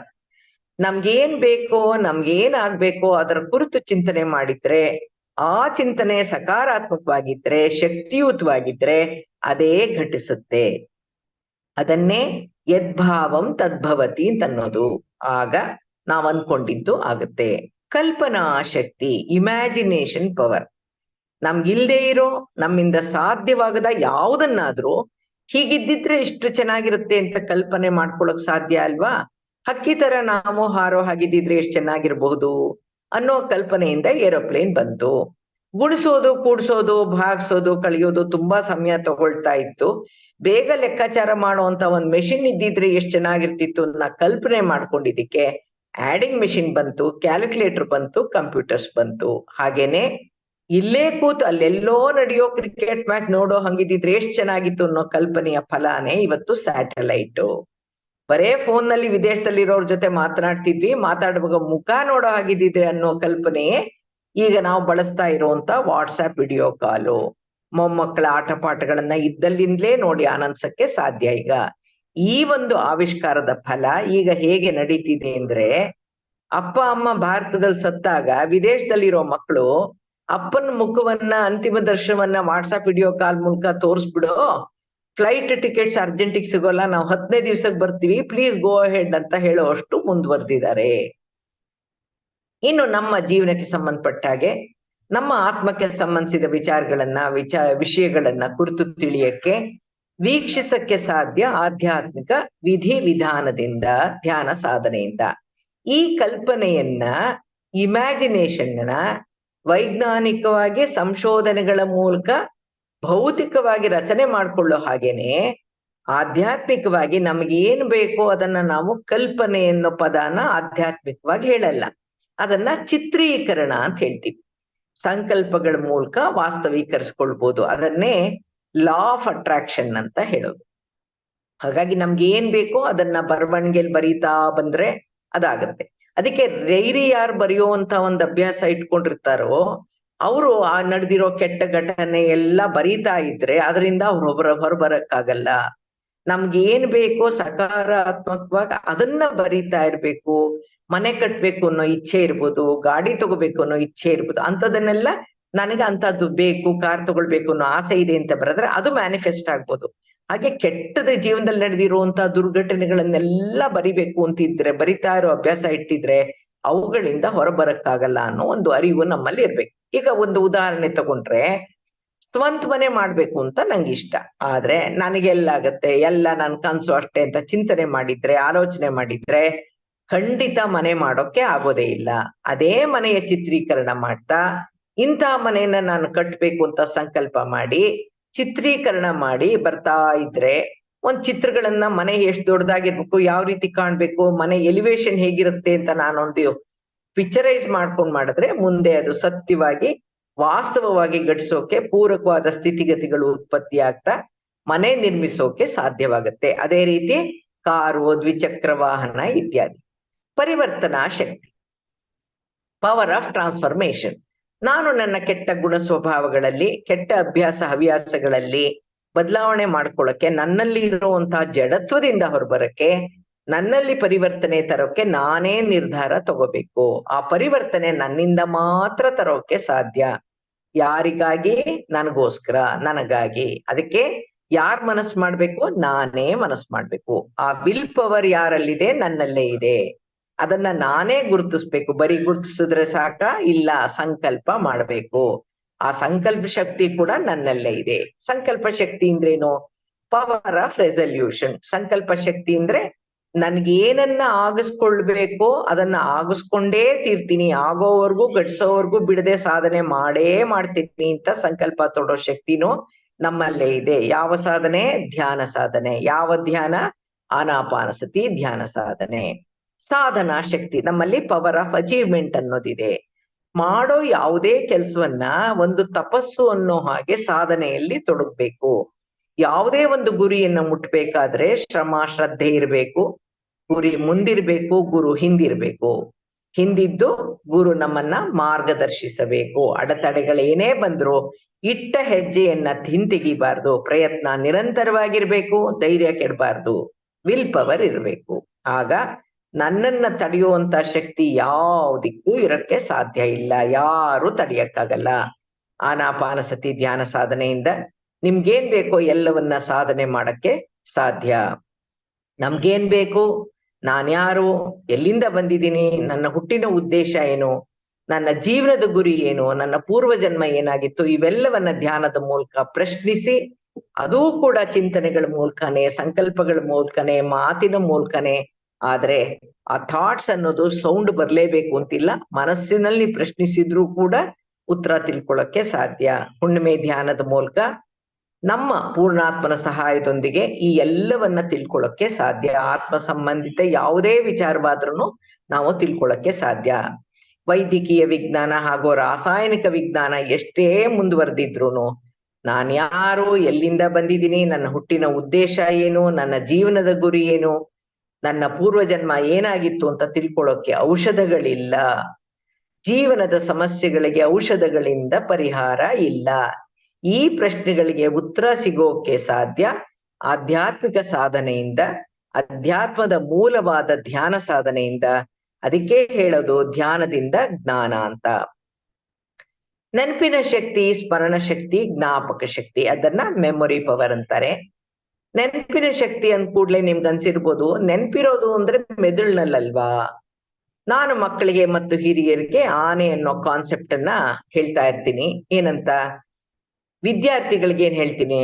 ಆಸಕ್ತಿಯಿಂದ ಕಲ್ತಿದ್ದು ಅರ್ಥ ಆಗುತ್ತೆ, ಅರ್ಥ ಆಗಿದ್ ಮಾತ್ರ ನೆನಪಿನಲ್ಲಿ ಉಳಿಯುತ್ತೆ, ನೆನಪಿನಲ್ಲಿ ಉಳಿದಿರೋದನ್ನ ಮಾತ್ರ ನೆನಪಿಸ್ಕೊಳ್ಳೋಕೆ ಸಾಧ್ಯ ಪರೀಕ್ಷೆನಲ್ಲಿ ಉತ್ತರಗಳು ಬರೆಯೋಕೆ ನೆನಪಿಗೆ ಬರ್ಲಿಲ್ಲ ಅಂತಂದ್ರೆ ಅರ್ಥ ಬೇರೇನೂ ಇಲ್ಲ, ಸಿಚುಯೇಷನ್ ಬೇರೇನೂ ಅಲ್ಲ. ನೀವು ಬಂದ ದಾರಿನಲ್ಲೇ ಹಿಂತಿರುಗ್ಕೊಂಡು ಹೋಗಿ. ಹೇಗೆ? ನೆನಪಿಗೆ ಬರ್ಲಿಲ್ಲ. ಯಾಕೆ ಬರ್ಲಿಲ್ಲ? ನೆನಪಿನ ಭಂಡಾರದಲ್ಲಿ ಏನೂ ಇಲ್ಲ. ಯಾಕಿಲ್ಲ? ಅರ್ಥ ಮಾಡ್ಕೊಂಡು ಕಲ್ತಿಲ್ಲ, ಅರ್ಥ ಆಗಿಲ್ಲ. ಅರ್ಥ ಯಾಕಾಗಿಲ್ಲ? ಆಸಕ್ತಿಯಿಂದ ಅಧ್ಯಯನ ಮಾಡಿಲ್ಲ. ಆಸಕ್ತಿ ಯಾಕಿಲ್ಲ? ಮನಸ್ಸು ಬೇರೆ ಕಡೆ ಎಲ್ಲೋ ಕಡೆ ಇತ್ತು, ಅಧ್ಯಯನದ ಮೇಲಿರ್ಲಿಲ್ಲ, ಕಲಿಕೆಯ ಮೇಲಿರ್ಲಿಲ್ಲ. ಹಾಗಾಗಿ ಮನಸ್ಸಿಗೂ ಆಸಕ್ತಿಗೂ ನೆನಪಿನ ಶಕ್ತಿಗೂ ನೇರವಾದ ಸಂಬಂಧ ಇದೆ. ಹಾಗೆ ಆಧ್ಯಾತ್ಮಿಕವಾಗಿ ಕೂಡ ನಮ್ಮ ಈಗಿನ ಜೀವನಕ್ಕೂ ನಮ್ಮ ಹಿಂದಿನ ಜನ್ಮಗಳ ಜೀವನಕ್ಕೂ ಜೀವನದ ಪಾಠಗಳಿಗೂ ಈ ಜನ್ಮದಲ್ಲಿ ನಾವು ಕಲಿಬೇಕಿರುವಂತಹ ಸಿಲೆಬಸ್ಗೂ ನಮ್ಮ ಹಿಂದಿನ ನಡವಳಿಕೆಗಳಿಗೂ ನೇರವಾದ ಸಂಬಂಧ ಇರುತ್ತೆ. ನಾವು ಸರ್ತಿಯಲ್ಲಿ ಬಂದು ಜನ್ಮ ತಗೊಳ್ಳೋವರೆಗೂ ನಮ್ಮ ಹುಟ್ಟಿಗೊಂದು ಗುರಿ ಇರುತ್ತೆ, ಉದ್ದೇಶ ಇರುತ್ತೆ. ಆದ್ರೆ ಭೂಮಿಗೆ ಬಂದ ಕೂಡಲೇ ಮರ್ತು ಹೋಗಿರುತ್ತೆ. ಅದೇ ಆನಾಪಾನಸತಿ ಧ್ಯಾನ ಸಾಧನೆಯಿಂದ ಮತ್ತೆ ಇವೆಲ್ಲವನ್ನ ನೆನಪಿಸ್ಕೊಳ್ಬಹುದು. ನಮ್ಮ ಹಿಂದಿನ ಜನ್ಮಗಳ ನೆನಪುಗಳು ಎಲ್ಲಿರುತ್ತೆ? ಸುಪ್ತ ಮನಸ್ಸಿನಲ್ಲಿರುತ್ತೆ. ಆ ಸುಪ್ತ ಮನಸ್ಸನ್ನ ಜಾಗೃತಗೊಳಿಸಿಕೊಳ್ಳೋಕೆ ಸಾಧ್ಯ ಧ್ಯಾನ ಸಾಧನೆಯಿಂದ. ಮಾನವ ತನ್ನೊಳಗೆ ಅಡಗಿರುವಂತ ಹಲವಾರು ಮನೋಶಕ್ತಿಗಳಲ್ಲಿ ಒಂದಾದ ಚಿಂತನಾ ಶಕ್ತಿ ಬಳಕ ನಾವು ಏನೇನ್ ಮಾಡಕ್ಕೆ ಸಾಧ್ಯ ಅಂದ್ರೆ ಮನೋಸಂಬಂಧಿತ ಅನಾರೋಗ್ಯದಿಂದ ಹೊರಬರಬಹುದು, ಹಲವಾರು ದಿನನಿತ್ಯದ ಸಮಸ್ಯೆಗಳನ್ನ ಬಗೆಹರಿಸ್ಕೊಳ್ಬಹುದು, ಒಳ್ಳೆಯ ವ್ಯಕ್ತಿತ್ವವನ್ನ ಬೆಳೆಸ್ಕೊಳ್ಬಹುದು, ತನ್ನ ನ್ಯೂನ್ಯತೆಗಳನ್ನ ಶಕ್ತಿಯಾಗಿ ಪರಿವರ್ತಿಸ್ಕೊಳ್ಬಹುದು, ಗುರಿ ಸಾಧಿಸ್ಕೊಳ್ಬಹುದು ಅಂದ್ರೆ ಆಶ್ಚರ್ಯ ಅಂತ ಅನ್ಸಿದ್ರು ಕೂಡ ಸತ್ಯ. ಹಾಗಾಗಿ ಇವತ್ತು ನಾವು ಮನಸ್ಸು ಮತ್ತು ಮನೋಶಕ್ತಿಯ ಬಗ್ಗೆ ತಿಳ್ಕೊತಾ ಇದ್ದೀವಿ. ಮನುಷ್ಯನಿಗೆ ಸಾಮಾನ್ಯವಾಗಿ ಕಾಡೋ ಸಮಸ್ಯೆ ಅಂತಂದ್ರೆ ಅನಾರೋಗ್ಯ, ಆರ್ಥಿಕ ಮುಗ್ಗಟ್ಟು, ಸಂಬಂಧದ ಸಮಸ್ಯೆ. ಆರೋಗ್ಯಕ್ಕೆ ಸಂಬಂಧಪಟ್ಟಂಗೆ ದೇಹಕ್ಕೆ ರೋಗ ಬಂದ್ರೆ ವೈದ್ಯರು ಚಿಕಿತ್ಸೆ ನೀಡಬಹುದು. ಮನಸ್ಸಿಗೆ ರೋಗ ಬಂದ್ರೆ ಅಥವಾ ಮಾನಸಿಕವಾಗಿ ಅನಾರೋಗ್ಯಕ್ಕೆ ಬಲಿಯಾದ್ರೆ ಅಂತ ಕಾಯಿಲೆಗಳನ್ನ ಗುಣಪಡಿಸಕ್ಕಾಗ್ದೇನೆ ಸೈಕೋಸೊಮ್ಯಾಟಿಕ್ ಅನ್ನೋ ಶೀರ್ಷಿಕೆ ಅಡಿಯಲ್ಲಿ ತಂದು ವೈದ್ಯರುಗಳು ರೋಗಿಗಳಿಗೆ ಧ್ಯಾನ ಕಲಿಯಕ್ಕೆ, ಯೋಗಾಭ್ಯಾಸದಲ್ಲಿ ತೊಡಗಕ್ಕೆ ಸೂಚಿಸ್ತಾ ಇದ್ದಾರೆ. ನಮ್ಮ ಮೈಸೂರಿನ ಚೈತನ್ಯ ಧ್ಯಾನ ಕೇಂದ್ರಕ್ಕೆ ಹೆಚ್ಚು ಜನ ಬರ್ತಾ ಇದ್ದಿದ್ದು, ನನ್ನನ್ನ ಸಂಪರ್ಕಿಸ್ತಾ ಇದ್ದಿದ್ದು ವೈದ್ಯರ ಸಲಹೆಯ ಮೇರೆಗೇನೆ. ಮನೋರೋಗಕ್ಕೆ ಮದ್ದಿಲ್ಲ ಅನ್ನೋ ನಾಣ್ಣುಡಿ ಕೂಡ ಇದೆ. ಆದ್ರೂ ಅಧ್ಯಾತ್ಮದಲ್ಲಿ ಸ್ಥಿತಿ ಸುಧಾರಿಸಬಹುದಾಗ ಇದೆ ಅನ್ನೋದಕ್ಕೆ ಹಲವಾರು ಜೀವಂತ ಸಾಕ್ಷಿಗಳಿದೆ, ಸ್ವಾನುಭವ ಇದೆ. ಅದಕ್ಕೆ ನಾನೇ ಜೀವಂತ ಸಾಕ್ಷಿ. 4-5 ತಿಂಗಳ ನಿಯಮಿತ ರೆಗ್ಯುಲರ್ ಧ್ಯಾನದಿಂದ ಸಂಪೂರ್ಣವಾಗಿ ವಾಸಿಯಾದಂತ ನನ್ನ ಮೈಗ್ರೇನ್ ತಲೆನೋವು 26 ವರ್ಷಗಳಿಂದ ನನ್ನ ಹತ್ರ ಸುಳಿದಿಲ್ಲ. ಸತತ ಧ್ಯಾನದಿಂದ, ಸುಪ್ತ ಪ್ರಜ್ಞಾಸ್ಥಿತಿಯಲ್ಲಿ ಸ್ವಯಂ ಸಲಹೆಯಿಂದ ಗರ್ಭಕೋಶದ 4ನೇ ಡಿಗ್ರಿ ಪ್ರೊಲ್ಯಾಪ್ಸ್ ಅಂದ್ರೆ ಪೂರ್ತ ಗರ್ಭಕೋಶನೇ ಆಚೆ ಬಂದ್ಬಿಟ್ಟಿತ್ತು. ಶಸ್ತ್ರಚಿಕಿತ್ಸೆ ಇಲ್ದೇನೆ ಸ್ವಸ್ಥಾನದಲ್ಲಿ ಆರೋಗ್ಯ ಸ್ಥಿತಿಯಲ್ಲಿ ಇವತ್ತಿಗೂ ಇದೆ ಅನ್ನೋದಕ್ಕೆ ನಾನೇ ಜೀವಂತ ಸಾಕ್ಷಿಯಾಗಿದ್ದೀನಿ. 2001ರಲ್ಲಿ ನಾನು ಕಳ್ಕೊಂಡಿದ್ದಂತ ಒಡವೆಗಳಿದ್ದ ಜಂಬದ ಚೀಲ ನನಗೆ ಸಿಗಬೇಕು ಅನ್ನೋ ಚಿಂತನೆಯನ್ನ ಯೂನಿವರ್ಸಿಗೆ ಕಳಿಸಿದ ಪರಿಣಾಮವಾಗಿ ನನಗೆ ಯಾವ ರೀತಿಯಲ್ಲಿ ಸಿಗುತ್ತೆ ಅನ್ನೋದು ಮುಂಚೆನೆ ನಾನು ಧ್ಯಾನದಲ್ಲಿ ಕಂಡುಕೊಂಡಿದ್ದೆ. ಅಕ್ಕನ ಮಗಳ ಮದ್ವೆಗೆ ಅಂತ ನಾನು, ನನ್ನ 2 ಹೆಣ್ಮಕ್ಳು ನಾವೆಲ್ಲ ಒಂದು ವ್ಯಾನಿಟಿ ಬ್ಯಾಗ್ ಅಲ್ಲಿ ಎಲ್ಲ ಚಿನ್ನ ಹಾಕೊಂಡು ಹೋಗಿ ಮದ್ವೆ ಮುಗಿಸ್ಕೊಂಡು ವಾಪಸ್ ಬರುವಾಗ ಶಿವಮೊಗ್ಗದಲ್ಲಿ ತರಕಾರಿ ತಗೊಳಕ್ಕೆ ಅಂತ ಲಕ್ಷ್ಮೀ ಟಾಕೀಸ್ ಹತ್ರ ನಿಲ್ಸಿದ್ದಾಗ ಚೀಲ ಕಾಣದಾದಾಯ್ತು. ಹಾಗಾಗಿ ಮನೆಗೆ ಹೋಗಿ ದೇವ್ರಿಗೆ ದೀಪ ಇಡಕ್ಕೆ ಅಂತ ನೋಡಿದ್ರೆ ವ್ಯಾನಿಟಿ ಬ್ಯಾಗ್ ಇಲ್ಲ, ಪರ್ಸ್ ಇಲ್ಲ. ಆದ್ರೆ ಧ್ಯಾನ ಕಲ್ತಿದ್ರಿಂದ ಗಾಬರಿನೇ ಆಗ್ಲಿಲ್ಲ. ತಕ್ಷಣ ಕೈಕಾಲು ತೊಳ್ಕೊಂಡು ನಾವೇನ್ ಮಾಡ್ಬೇಕು ಅದನ್ನೆಲ್ಲ ಮಾಡಿ ಧ್ಯಾನ ಕೂತ್ಕೊಂಡು ಈ ಬ್ಯಾಗ್ ಈಗ ಎಲ್ಲಿದೆ ಅಂತ ಕೂತ್ಕೊಂಡ್ರೆ ನನಗೆ ಮಾಹಿತಿ ಸಿಕ್ತು. ನಾನೊಂದು ಕಾಸ್ಮಾಸ್ ಒಂದು ಥಾಟ್ ಕಳಿಸ್ದೆ. ಏನಂತ? ನನ್ನ ಮಕ್ಕಳ ಒಡವೆಗಳಿರುವಂತ ಚಿನ್ನದ ಚೀಲ, ವ್ಯಾನಿಟಿ ಬ್ಯಾಗು ಯಾರ ಕೈಯಲ್ಲೇ ಇದ್ರೂ ಕೂಡ ಆ ಬ್ಯಾಗ್ ಅನ್ನ ಅವ್ರು ನನಗೆ ಹಿಂತಿರುಗಿಸ್ತಾ ಇದ್ದಾರೆ ಅಂತ ಒಂದು ಚಿಂತನೆಯನ್ನ ಪ್ರಕೃತಿಗೆ ಯೂನಿವರ್ಸಿಗೆ ಕಳಿಸ್ಬಿಟ್ಟು ಧ್ಯಾನ ಕೂತ್ಕೊಂಡು ಸಂಪೂರ್ಣವಾಗಿ ಬ್ಯಾಗ್ ಹೇಗ್ ಸಿಗುತ್ತೆ, ಎಲ್ಲಿಂದ ಸಿಗುತ್ತೆ ಇದೆಲ್ಲ ಪೂರ್ತಿ ನನಗೊಂದು ವಿಡಿಯೋನೇ ಬಂದ್ಬಿಟ್ಟು ಆ ವಿಡಿಯೋ ಮಾರನೇ ದಿವಸ ಬೆಳಗ್ಗೆ ನಿಜ ಆಯ್ತು. ನನಗೆ ನನ್ನ ಸಿಕ್ತು, ಬ್ಯಾಗು ಸಿಕ್ತು. ಏನು ಕಡಿಮೆ ಆಗಿರ್ಲಿಲ್ಲ, ಏನು ಹೋಗಿರ್ಲಿಲ್ಲ. ಯಾವುದೋ ಒಂದು ಟೆಲಿಫೋನ್ ಬೂತ್ ಅಲ್ಲಿ ಬಿಟ್ಬಿಟ್ಟು ಹೊಟ್ಟೋಗಿದ್ರು ಚೀಲನ, ಅವ್ರು ನನಗೆ ಹಿಂತಿರುಗಿಸಿದ್ರು. ಗಂಟಲಿನ ಗ್ರಂಥಿ ಮೇಲೆ ಒಂದು ಕುರು ಆಗ್ಬಿಟ್ಟು ಆಪ್ಸಿಸ್ ಆಗ್ಬಿಟ್ಟು ಒಡೆದು ಇನ್ಫೆಕ್ಷನ್ ಆಗಿ ಆ ಇನ್ಫೆಕ್ಷನ್ ಕಿರ್ನಾಲ್ಗೆಗೆ ಹರಡಿ ಆ ಕಿರ್ನಾಲ್ಗೆಯನ್ನ ಮೊಟಕ್ ಮಾಡ್ಬೇಕಾಗಿ ಬಂದು ನನಗೆ ಸ್ವಲ್ಪ ದಿನ ಆದ್ಮೇಲೆ ವಾಸಿ ಆದ್ಮೇಲೆ ಮಾತಾಡಕ್ ಹೋಗ್ತೀನಿ, ವಾಯ್ಸೇ ಇಲ್ಲ. ನೆಕ್ಸ್ಟ್ ಚೆಕಪ್ಗೆ ಅಂತ ಹೋದಾಗ ನನ್ಗೆ ಯಾಕೆ ವಾಯ್ಸ್ ಇಲ್ಲ ಅಂದ್ರೆ ಅದು ಹಾಗೇನೆ ಅಂದ್ಬಿಟ್ರು. ನಾನ್ ಚೀಟಿಲಿ ಬರೆದು ಕೇಳಿದೆ, why don't I have A voice ಅಂತ. ಆಗ ಇಲ್ಲ ಕಿರ್ನಾಲ್ಗೆ ಸ್ನಿಪ್ ಮಾಡಿದೀವಿ, ಅದರಿಂದ ಅದು ಮೋಸ್ಟ್ಲಿ ಇರಲ್ಲ, ಅದರಿಂದ you have to manage with that ಅಂದ್ಬಿಟ್ರು. ಆಗ ನಾನು ಧ್ವನಿ ಇಲ್ಲದೆ ಇರುವಾಗ್ಲೂ ಕೂಡ ಸೂಕ್ತ ಚಿಂತನೆಗಳನ್ನ, ಸ್ವಯಂ ಸಲಹೆಗಳನ್ನ, ಸಂಕಲ್ಪಗಳನ್ನ ಸುಪ್ತ ಪ್ರಜ್ಞಾ ಸ್ಥಿತಿಯಲ್ಲಿ ಕೊಡ್ತಾ ಬಂದೆ. ನಾನು ಯಾರ ಗಂಟಲಿಗೆ ತೊಂದರೆ ಮಾಡಿದ್ನೋ, ಯಾರಿಗೆ ಮಾತನಾಡಕ್ ಆಗ್ದಂಗೆ ಮಾಡಿದ್ನೋ ಅನ್ನೋ ಪಶ್ಚಾತ್ತಾಪನೂ ನನ್ನಲ್ಲಿತ್ತು, ಪ್ರಾಯಶ್ಚಿತ್ತನೂ ನನ್ನಲ್ಲಿತ್ತು, ನೋವು ಬಾಧೆಗಳಿಂದ ಅನುಭವಿಸಿಯೂ ಆಗಿತ್ತು, ಸಾವಿರಾರು ರೂಪಾಯಿಯೂ ಖರ್ಚಾಗಿತ್ತು, ನನ್ನ ಕರ್ಮ ಸೌದಿತ್ತು. ಹಾಗಾಗಿ ನನ್ನ ಧ್ವನಿ ಇಷ್ಟು ಮಾತಾಡೋಷ್ಟು, ಹಾಡು ಹೇಳಕ್ಕಾಗಲ್ಲ, ಇಷ್ಟು ಮಾತಾಡೋಷ್ಟು ಧ್ವನಿ ಮರಳು ಬಂತು.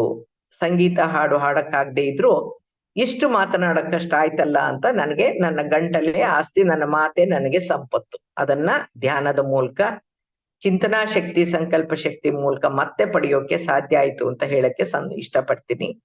ವೈದ್ಯಕೀಯವಾಗಿ ಸರಿ ಮಾಡಕ್ಕೆ ಸಾಧ್ಯವಾಗದೆ ಇರುವಂತಹದನ್ನೂ ಕೂಡ ನಾವು ಆಧ್ಯಾತ್ಮಿಕವಾಗಿ ಸರಿ ಮಾಡ್ಕೊಳ್ಳಕ್ಕೆ ಸಾಧ್ಯ ಇದೇ ಮನೋಶಕ್ತಿಯಿಂದ.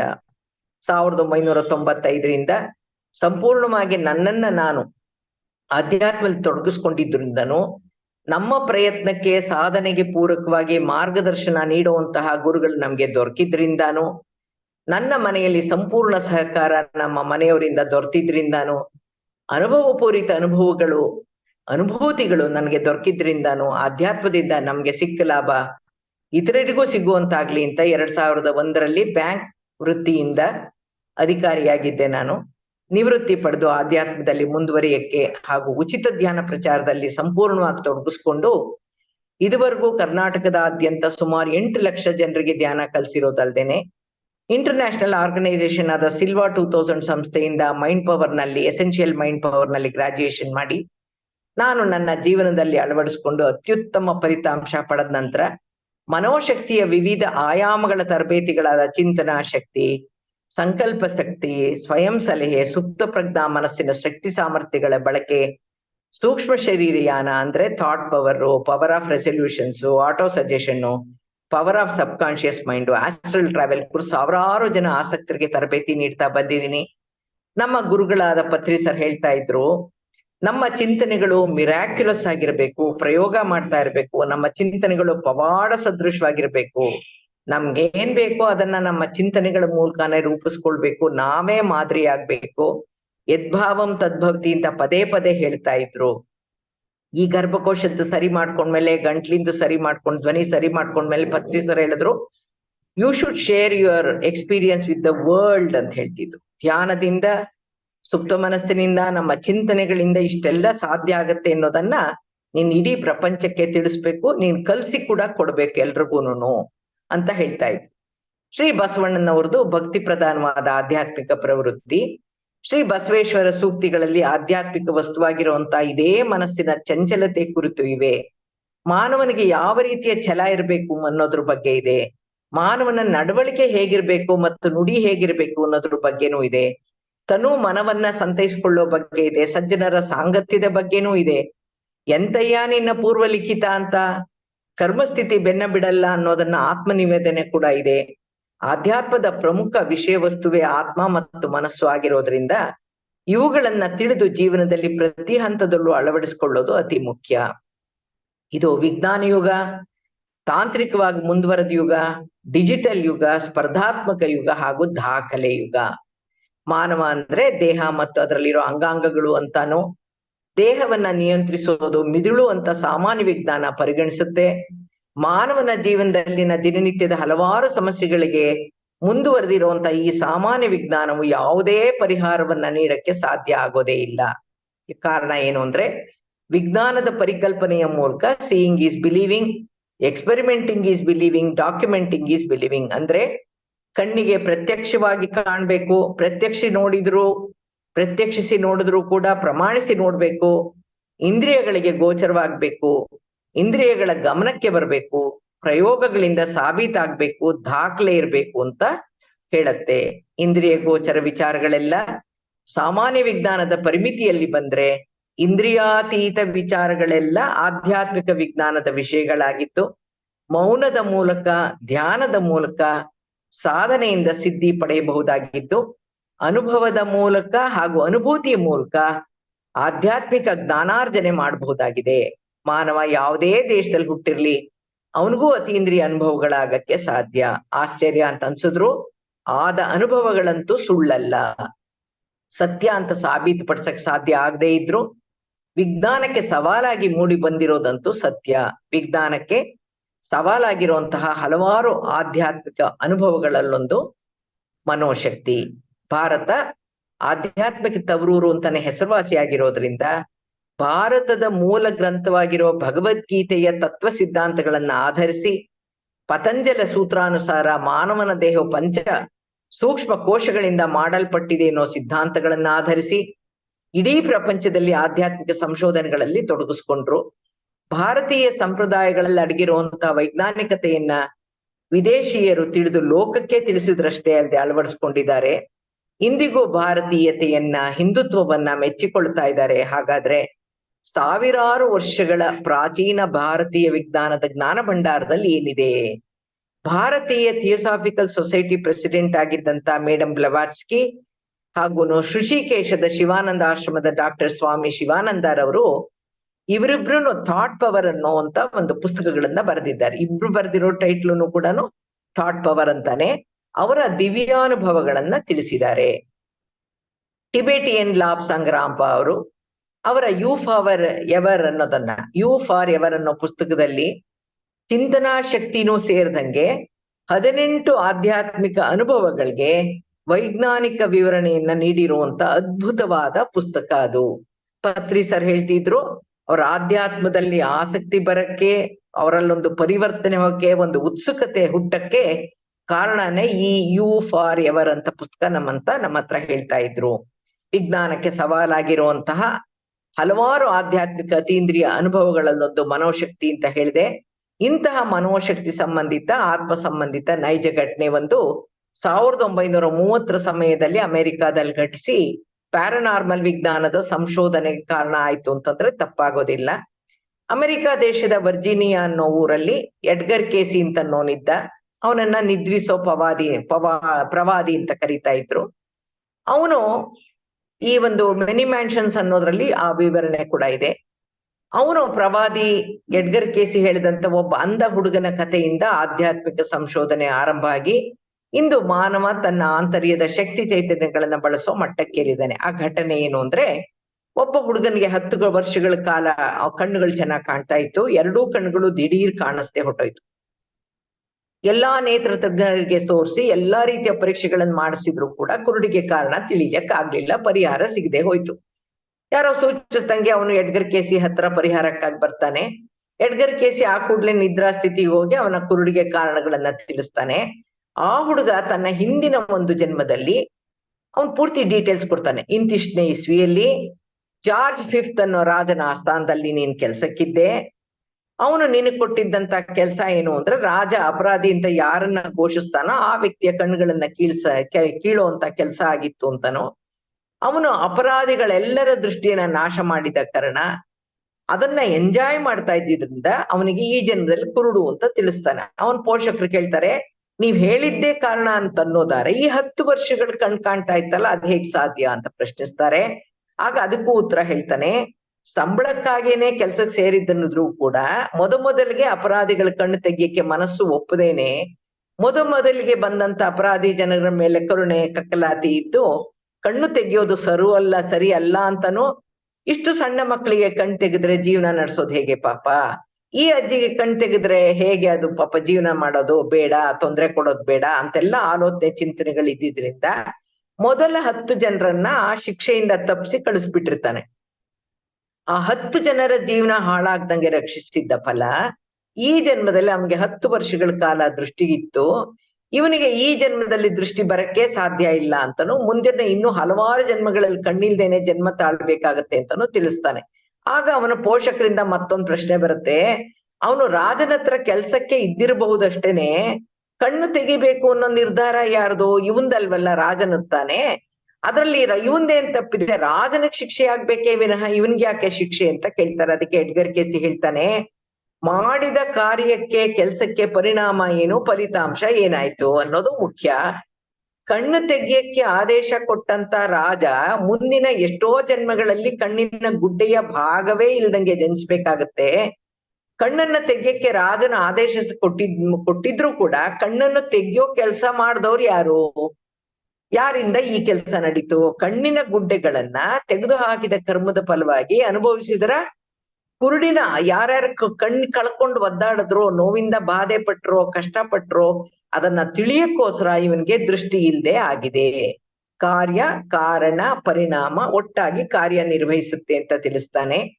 1930 ಸಮಯದಲ್ಲಿ ನಡೆದಂತ ಇಂತಹ ನೈಜ ಘಟನೆ ಅಮೆರಿಕದ ನ್ಯೂಸ್ ಪೇಪರ್ ನಲ್ಲಿ story of A blind man ಅಂತ ಪ್ರಕಟ ಆಗಿ ಜನರ ಕುತೂಹಲ ಕೆರಳುತ್ತೆ. ಪ್ರಶ್ನೆಯ ಸರಮಾಲೆನೇ ಹುಟ್ಟುತ್ತೆ. ಸಾಕಷ್ಟು ರಿಸರ್ಚ್ ಆಗುತ್ತೆ. ಆ ರಿಸರ್ಚ್ ಅಲ್ಲಿ ಅವನು ಏನೇನ್ ಮಾಹಿತಿಗಳನ್ನ ಕೊಟ್ಟಿದ್ನೋ ಅದಷ್ಟು ನಿಜ ಅಂತ ಪ್ರೂವ್ ಆಗುತ್ತೆ. ಆಗ ಪ್ಯಾರಾನಾರ್ಮಲ್ ಸೈನ್ಸು ಎಚ್ಚೆತ್ಕೊಳ್ಳುತ್ತೆ. ಈ ಮನಸ್ಸು ಅಂದ್ರೇನು, ಸುಪ್ತ ಸ್ಥಿತಿ ಅಂದ್ರೇನು, ಬ್ರೈನ್ ವೇವ್ಸ್ ಅಂದ್ರೇನು, ಬೀಟಾ, ಆಲ್ಫಾ, ತೀಟಾ, ಡೆಲ್ಟಾ ಅಂದ್ರೇನು, ಯಾವಾಗ ಆ ಸ್ಥಿತಿ ಇರುತ್ತೆ, ಮನಸ್ಸಿಗೂ ಬ್ರೈನ್ಗೂ ಸಂಬಂಧ ಏನು, ಥಾಟ್ಗೂ ಬ್ರೈನ್ ವೇವ್ಸ್ಗೂ ವ್ಯತ್ಯಾಸ ಏನು, ಇದೆಲ್ಲ ರಿಸರ್ಚು ಪ್ಯಾರಾನಾರ್ಮಲ್ ಸೈನ್ಸ್ ಅಲ್ಲಿ ಅಡಿ ಆಗತ್ತೆ. ಈ ಪೂರ್ವಜನ್ಮ ಪುನರ್ಜನ್ಮ ಇದೆಯಾ ಅನ್ನೋದು ಪ್ರಶ್ನೆ ಹುಟ್ಟುತ್ತೆ. ವ್ಯಕ್ತಿಯೊಬ್ಬ ಮತ್ತೊಬ್ಬ ವ್ಯಕ್ತಿಯ ಪೂರ್ವಜನ್ಮದ ವೃತ್ತಾಂತವನ್ನ ತಿಳಿಯಕ್ ಸಾಧ್ಯನಾ? ಈ ಮಾಹಿತಿಗಳು ಇರೋದಾದ್ರೂ ಎಲ್ಲಿ, ತಿಳಿಯೋದಾದ್ರೂ ಹೇಗೆ? ಈ ವ್ಯಕ್ತಿ ತಿಳಿದಿದ್ದಾದ್ರೂ ಹೇಗೆ? ಎಡ್ಗರ್ ಕೇಸಿ ನಿಖರವಾಗಿ ತಿಳಿಸಿದ ಇಸ್ವಿ, ರಾಜನ ಹೆಸರು, ಆ ಹುಡುಗನ ಹಿಂದಿನ ಜನ್ಮದ ಹೆಸರು, ಅವನ ವೃತ್ತಿಯ ಅವಧಿ, ಇವುಗಳೆಲ್ಲನೂ ಎಷ್ಟರ ಮಟ್ಟಿಗೆ ಸತ್ಯ ಅನ್ನೋ ಪ್ರಶ್ನೆಗಳು ವಿಜ್ಞಾನಿಗಳನ್ನ, ತತ್ವಜ್ಞಾನಿಗಳನ್ನ, ಚರಿತ್ರಕಾರರನ್ನ, ಇತಿಹಾಸಕಾರರನ್ನ ಕಾಡಿದ್ರೆ ತೊಂದರೆಗಳನ್ನ ಅನುಭವಿಸ್ತಾ ಇದ್ದವ್ರಿಗೆ ಹಾಗೂ ಕಾಯಿಲೆಗಳಲ್ಲಿ ಬಳಲ್ತಾ ಇದ್ದವ್ರಿಗೆ ಇಲ್ಲಾದ್ರೂ ಪರಿಹಾರವನ್ನ ನೀಡಬಲ್ಲವಂತಹ ಒಬ್ಬ ದೈವಿ ಮಾನವ ಹುಟ್ಟಿದಾನೆ ಅಂತ ಸಂತೋಷ ಪಡ್ತಾ ಇದ್ರು. ಮನಸ್ಸು ಹಾಗೂ ಮನೋಶಕ್ತಿಯ ಕುರಿತು, ಇಂದ್ರಿಯಾತೀತ ಅನುಭವಗಳ ಕುರಿತು ಸಾಕಷ್ಟು ಅಧ್ಯಯನಗಳನ್ನ ನಡೆಸಲಾಯ್ತು. ಇವೆಲ್ಲ ಸುಳ್ಳು ಅಂತ ಪ್ರತಿಪಾದಿಸಕ್ಕೋಸ್ಕರ ನಾಸ್ತಿಕರು ಸಂಶೋಧನೆಯಲ್ಲಿ ತೊಡಗಿದ್ರು. ಇಲ್ಲಿಂದಾನೇ ಪ್ಯಾರಾನಾರ್ಮಲ್ ಸೈನ್ಸ್ ಉಗಮ ಆಯ್ತು ಅಂತಂದ್ರೆ ತಪ್ಪಾಗಲ್ಲ. ಸಾಮಾನ್ಯ ವಿಜ್ಞಾನಕ್ಕೆ ಎಟುಕದಂತಹ ಅಸಾಧಾರಣ ಮನೋಶಕ್ತಿ ಕುರಿತ ವಿಜ್ಞಾನದ ಅರಿವು ಉಂಟಾಯ್ತು. ಸಾಧ್ಯತೆ ಬಗ್ಗೆ ಕುತೂಹಲ ಹೆಚ್ಚಾಯ್ತು. ಆಧ್ಯಾತ್ಮಿಕ ಪ್ರಯೋಗಗಳಲ್ಲಿ ತೊಡಗಿಸ್ಕೊಳ್ಳೋರು ಹೆಚ್ಚಾದ್ರು ಅಂತ ಹೇಳ್ತಾ ಇಂದಿನ ಉಪನ್ಯಾಸವನ್ನ ಮುಗಿಸ್ತಾ ಇದ್ದೀನಿ. ನಾಳೆ ಚಿಂತನೆಯ ಗುಣಲಕ್ಷಣಗಳ ಬಗ್ಗೆ, ಸುಪ್ತ ಪ್ರಜ್ಞಾ ಮನಸ್ಸಿನ ಶಕ್ತಿ ಸಾಮರ್ಥ್ಯಗಳ ಬಗ್ಗೆ ಹೆಚ್ಚಿನ ವಿಚಾರಗಳನ್ನ ತಿಳ್ಕೊಳ್ಳೋಣ ಅಂತ ಹೇಳ್ತಾ ಡಾಕ್ಟರ್ ರಂಗಸ್ವಾಮಿ ಅವ್ರಿಗೆ ಧನ್ಯವಾದಗಳನ್ನ ಅರ್ಪಿಸ್ತಾ ಇದ್ದೀನಿ. ಇದೊಂದು ಅವಕಾಶ ಕೊಟ್ಟಿದ್ದಕ್ಕೆ ನಾ ಕೆಲವು ವಿಚಾರಗಳನ್ನ ತಿಳಿಸಕ್ಕೆ ಆಯ್ತು. Thank you. ನಮಸ್ಕಾರ. ಹೃದಯಪೂರ್ವಕ ಧನ್ಯವಾದ madam. Thank you so much. So ಅದ್ಭುತವಾದ ಜ್ಞಾನ ತಿಳಿಸಿದ್ರಿ ಇವತ್ತು ಚಿಂತನಾ ಶಕ್ತಿ ಭಾಗ 1ದಲ್ಲಿ. ಸೊ ನಮ್ಗೆ ಎಷ್ಟೋ ವಿಷಯಗಳು ಇದೆಲ್ಲ ಗೊತ್ತಿಲ್ಲ ಅಂದ್ರೆ ಸಾಮಾನ್ಯವಾಗಿ ಗೊತ್ತಿಲ್ಲ. ಅದು ಎಷ್ಟೋ ಬುಕ್ಗಳು ಓದ್ಬೇಕಾಗತ್ತೆ. ಸೊ ಅಂದ್ರೆ ಸ್ವಾಧ್ಯಾಯ ಹೆಚ್ಚಾಗಿ ಮಾಡಿದ್ರೇನೆ ನಮ್ಗೆ ಇಂಥ ಜ್ಞಾನ ಸಿಗೋದು. ಅದು ಕ್ಲುಪ್ತವಾಗಿ ಅಂದ್ರೆ ಒಂದೇ ಇಷ್ಟು ಸ್ವಲ್ಪ ಸಮಯದಲ್ಲೇ ಹೆಚ್ಚು ಮಾಹಿತಿ ಅನ್ನೋದು, ಹೆಚ್ಚು ಜ್ಞಾನವನ್ನು ನೀವು ನೀಡಿದಕ್ಕೂ so once again thankful to madam.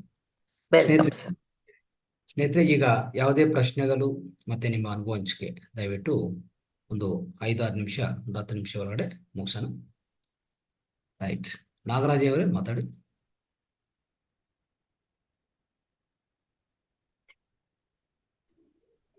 Thank you madam. ಒಳ್ಳೆಯ ಅದ್ಭುತವಾಗಿ ಇವತ್ತು ಆಧ್ಯಾತ್ಮಿಕದ ಬಗ್ಗೆ ತಿಳಿಸ್ಕೊಟ್ರಿ. ಎಲ್ಲ ವಿಷಯಗಳನ್ನ ಮನದಟ್ಟು ಮಾಡ್ಕೊಂಡ್ವಿ.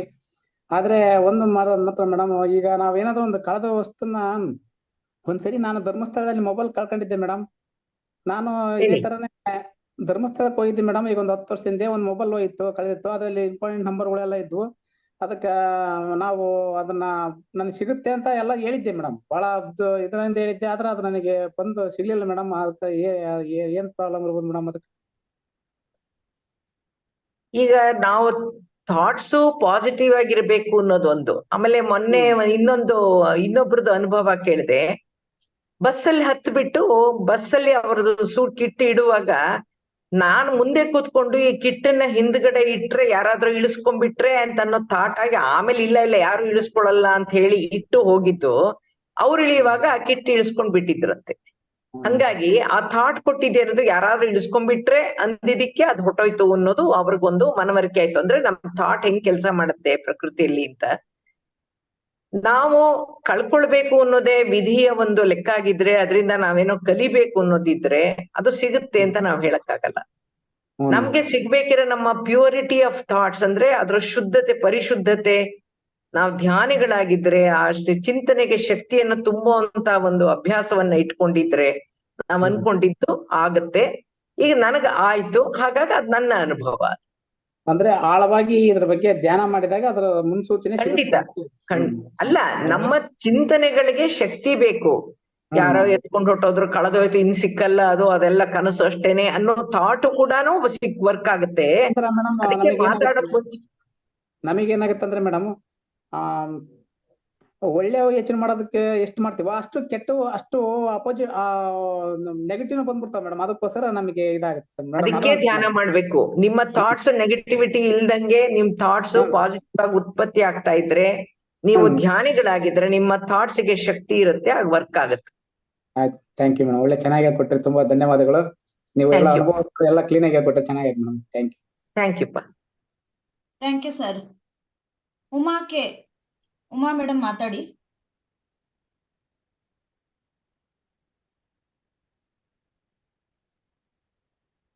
ಅನ್ಮ್ಯೂಟ್ ಮಾಡೋಣ. ರೈಟ್, ಅನ್ಮ್ಯೂಟ್ ಆಯ್ತು ನೋಡಮ್ಮ. ಗುರುಗಳೇ, ಮನೋರಮಾ ಮೇಡಮ್ ಅವರಿಗೆ ಕೂಡ ಅನಂತ ಕೋಟಿ ಧನ್ಯವಾದಗಳು. ಕೇಳಿಸ್ತಾ ಇಲ್ಲ?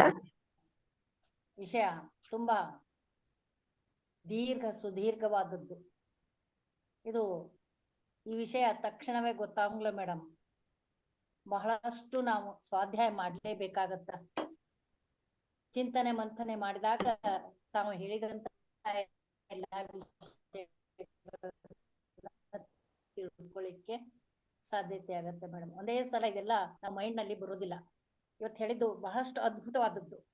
ಆಮೇಲೆ ಮೊಟ್ಟ ಮೊದಲೇ ತಾವೇನು ಹೇಳಿದ್ರೆ ಸಂಸ್ಕಾರ, ಸಂಸ್ಕೃತಿ, ನಾವು ಹೇಗಿರ್ತೀವಿ, ಒಳ್ಳೇದಾಗಿದ್ರೆ ಒಳ್ಳೇದಾಗತ್ತ, ಕೆಟ್ಟದಾಗಿದ್ರೆ ಕೆಟ್ಟದಾಗತ್ತ ಅಂತ ಹೇಳಿದ್ರೆ, ಅದು ಚಿಂತನೆಯಲ್ಲಿ ಶಕ್ತಿ ಇರಬೇಕು ಅನ್ನೋದು ಕೂಡ ತಾವು ಹೇಳಿದ್ವಿ.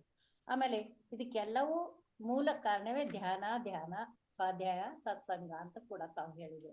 ಆಮೇಲೆ ಇನ್ನೊಂದು ಏನಂದ್ರೆ ಮೇಡಮ್, ನಮ್ಮ ಮನಸ್ಸಿಗೆ ಏನಾದ್ರೂ ತೊಂದರೆ ಆದ್ರ, ಅನಾರೋಗ್ಯ ಆಗಿದ್ರ, ಮಾನಸಿಕ ಆರೋಗ್ಯ ಬಂದ್ರ ಅದನ್ನ ಯಾವ ರೀತಿಯಿಂದ ನಾವು ತಡೆಗಟ್ಟಲಿಕ್ಕೆ ಸಾಧ್ಯತೆ?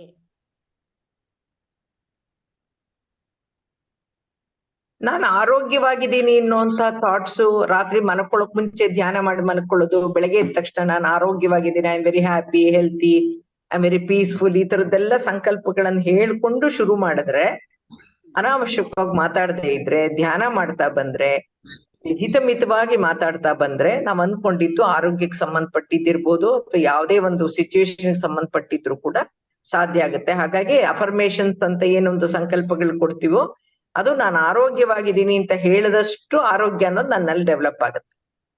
ಆಮೇಲೆ ಇನ್ನೊಂದು ಮೇಡಮ್, ಈಗ ನನ್ಗೆ 15 ವರ್ಷಗಳ ಹಿಂದ್ಗಡೆ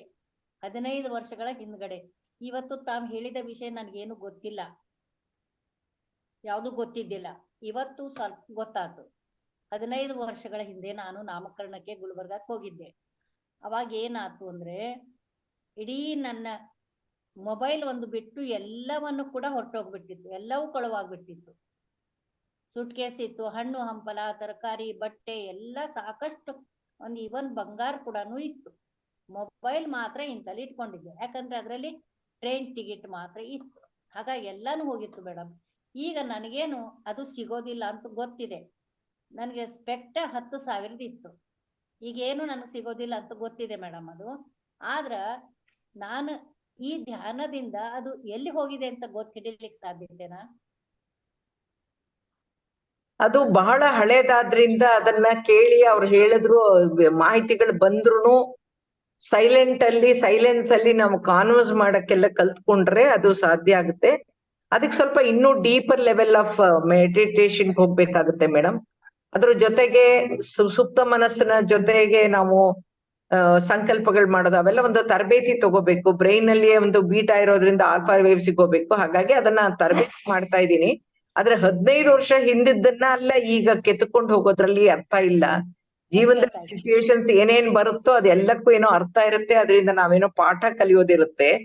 ಆವತ್ತಿಂದ ಅದಾದ್ಮೇಲೆ ನೀವು ಇನ್ನೂ ತುಂಬಾ ಜೋಪಾನಕ್ಕಿರ್ತೀರ ಅಲ್ವಾ, ನಿಮ್ಮ ವಸ್ತುಗಳು ಸಾಮಾನುಗಳು ಅಂದ್ರೆ ಆತರ ಇರುತ್ತೆ. ಅದನ್ನ ಈಗೆಲ್ಲ ನೋಡಕ್ ಆಗಲ್ಲ ಮೇಡಮ್. ನನಗ್ ತಿಳಿದ ಮಟ್ಟಿಗೆ ಗೊತ್ತಿಲ್ಲ. ಇಲ್ಲ ಆತರ ಆಗಲ್ಲ. 15 ವರ್ಷದ ಹಿಂದಿಂದೆಲ್ಲ ನೋಡಕ್ಕಾಗಲ್ಲ. ತಾವ್ ಹೇಳ್ತಾ ಇದ್ರಲ್ಲ ಆ ಪಾಯಿಂಟ್ ನನ್ಗೆ ಇವತ್ತು ನೆನಪಾತು, ಅದಕ್ಕೆ ಕೇಳ್ತಾ ಇದ್ದೀನಿ. ಯಾಕಂದ್ರೆ ಆ ಟ್ರೈನ್ ಬೋಗಿಯಲ್ಲಿ ಇದ್ದಂತ ನಮ್ 15 ಜನರನ್ನ ಮೈ ಕೈಯೆಲ್ಲ ನುಗ್ಗು ಹೊಡೆದ್ ಬಿಟ್ಟಿದ್ರು, ಅಷ್ಟು ಹೊಡೆದ್ ಬಿಟ್ಟಿದ್ರು. ನಾವು ಮರಳಿ ಧಾರವಾಡ ಬರ್ತೀವೋ ಇಲ್ಲೋ ಅನ್ನೋಂತ ಕೂಡ ಕಲ್ಪನೆ ಇರ್ಲಿಲ್ಲ. ಆದ್ರೂ ಕೂಡ ದೇವರದ ಇದರಿಂದ ಹ್ಯಾಗ್ ಬಂದೀವೋ ಬದುಕಿ ಬಂದೀವೋ ಅಷ್ಟ ಆಗ್ಬಿಡ್ತು. ಆಮೇಲೆ ಇನ್ನೊಂದೇನಂದ್ರು ಮೇಡಮ್, ನನ್ಗೆ ಲಾಸ್ಟ್ ಪ್ರಶ್ನೆ, ನನ್ನ ಜೀವನದಲ್ಲಿ ನಂಗೆ ಕರೆಕ್ಟಾಗಿ ಕೇಳಿಸ್ತಾ ಇಲ್ಲ ಮೇಡಮ್. ಕರೆಕ್ಟಾಗಿ ಕೇಳಿಸ್ತಾ ಇಲ್ಲ. ಸ್ವಲ್ಪ ಜೋರಾಗಿ ಮಾತಾಡಿ ಉಮಾ ಮೇಡಮ್. ಲಾಸ್ಟ್ ಪ್ರಶ್ನೆ, ಒಂದೇ ವಿಷಯ ಮೇಡಮ್. ಈಗ ನನ್ಗೆ ಕೆಲವು ವಿಷಯಗಳೆಲ್ಲ ಅಡೆತಡೆಗಳು ಬರ್ತಾ ಇದಾವ. ಫ್ರೆಂಡ್ಸ್ ಹೇಳಿ, ಮುಂದಕ್ಕೆ ಹೇಳಿ.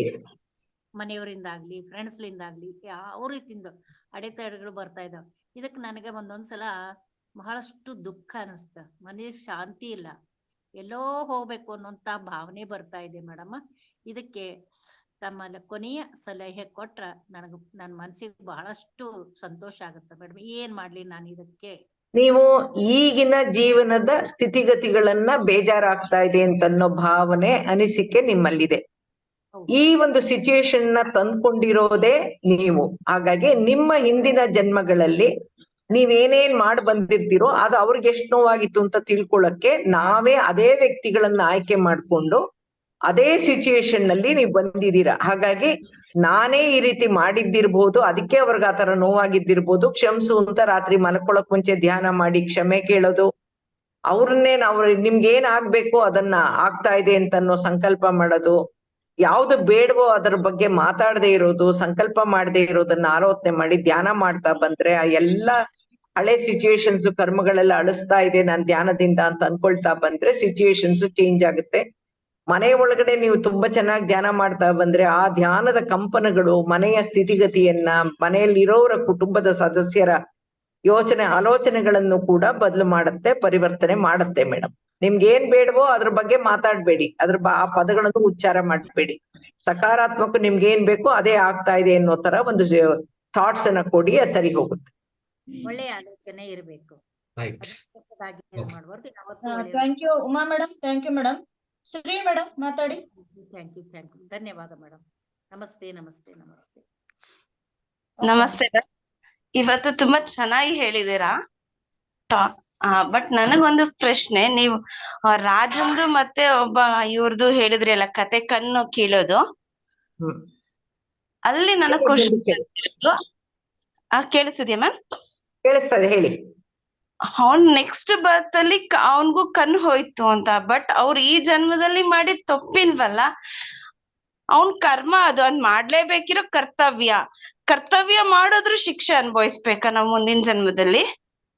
ನೀವು ಕೆಲ್ಸವನ್ನ ಒಪ್ಕೊಳಕ್ ಮುಂಚೆ ನಿಮ್ಗೆ ಒಂದು ಬುದ್ಧಿ ಅನ್ನೋದನ್ನ ಕೊಟ್ಟಿದ್ದಾನೆ. ಮನುಷ್ಯನಿಗೆ ಮಾತ್ರನೇ ವಿವೇಕ ಇರೋದು.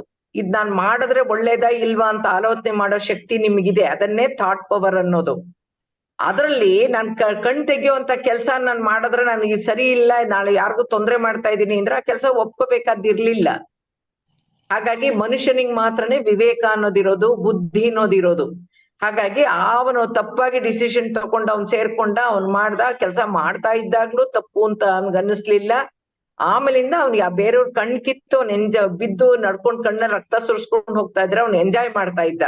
ಅದು ಅವ್ನ್ ಮಾಡಿದ ತಪ್ಪಾದ್ರಿಂದ ಅವನಿಗೆ ಯಾವ್ದಕ್ಕೆ ತೊಂದ್ರೆ ಮಾಡೋದು ಅದೇ ತೊಂದ್ರೆ ಇವನಿಗಾಯ್ತು ಅಷ್ಟೇ. ನಾವ್ ಯಾರಿಗೇನೆ ಬುದ್ಧಿ ಕಲಿಸ್ತಾ ಇದ್ರು ಪ್ರಕೃತಿ ನಮ್ಗೆ ಬುದ್ಧಿ ಕಲಿಸುತ್ತೆ. ಈಗ ರಾಜಂದು ಅಷ್ಟೇ ಅಲ್ವಾ, ಅವ್ರು ತಪ್ಪು ಮಾಡಿದಕ್ಕೆ ಅಲ್ವಾ ಅವ್ರು ಪನಿಷ್ಮೆಂಟ್ ಅಂತ ಕೊಟ್ಟಿರೋದು, ಅದು ಅವ್ರ ಕರ್ತವ್ಯ ಅಲ್ವಾ ರಾಜಂದು? ಆತರ ಅದೇ ಕಣ್ಕೀಳೋ ಶಕ್ತಿನೇ ಕೊಡ್ಬೇಕು ಅಂತ ಡಿಸಿಷನ್ ತಗೋಬೇಕಿರ್ಲಿಲ್ಲ. ಅವ್ರಿಗೆ 2 ಚಡಿಗೇಟ್ ಕೊಟ್ಟು ಕಳಿಸ್ಬೋದಾಗಿತ್ತು, ಆಮೇಲೆ ಒಂದ್ ಚಡಿಗೇಟ್ ತಿನ್ಬೇಕಿತ್ತು. ಶಿಕ್ಷೆ ಅಂದ್ರೆ ಏನಾದ್ರು ತಪ್ಪು ಮಾಡಿದವ್ರಿಗೆಲ್ಲ ಕಣ್ಕೀಳೋದೇ ಶಿಕ್ಷೆ ಕೊಡ್ಬೇಕು ಅಂತ ಎಲ್ಲಾರು ಇದೆಯಾ? ಇಲ್ವಲ್ಲ. ಅಲ್ಲೂ ತಪ್ಪು ಡಿಸಿಷನ್ ತಗೊಂಡಿದ್ದಾನೆ, ಅದರಿಂದ ಹಿ ಹ್ಯಾಸ್ ಟು ಸಫರ್.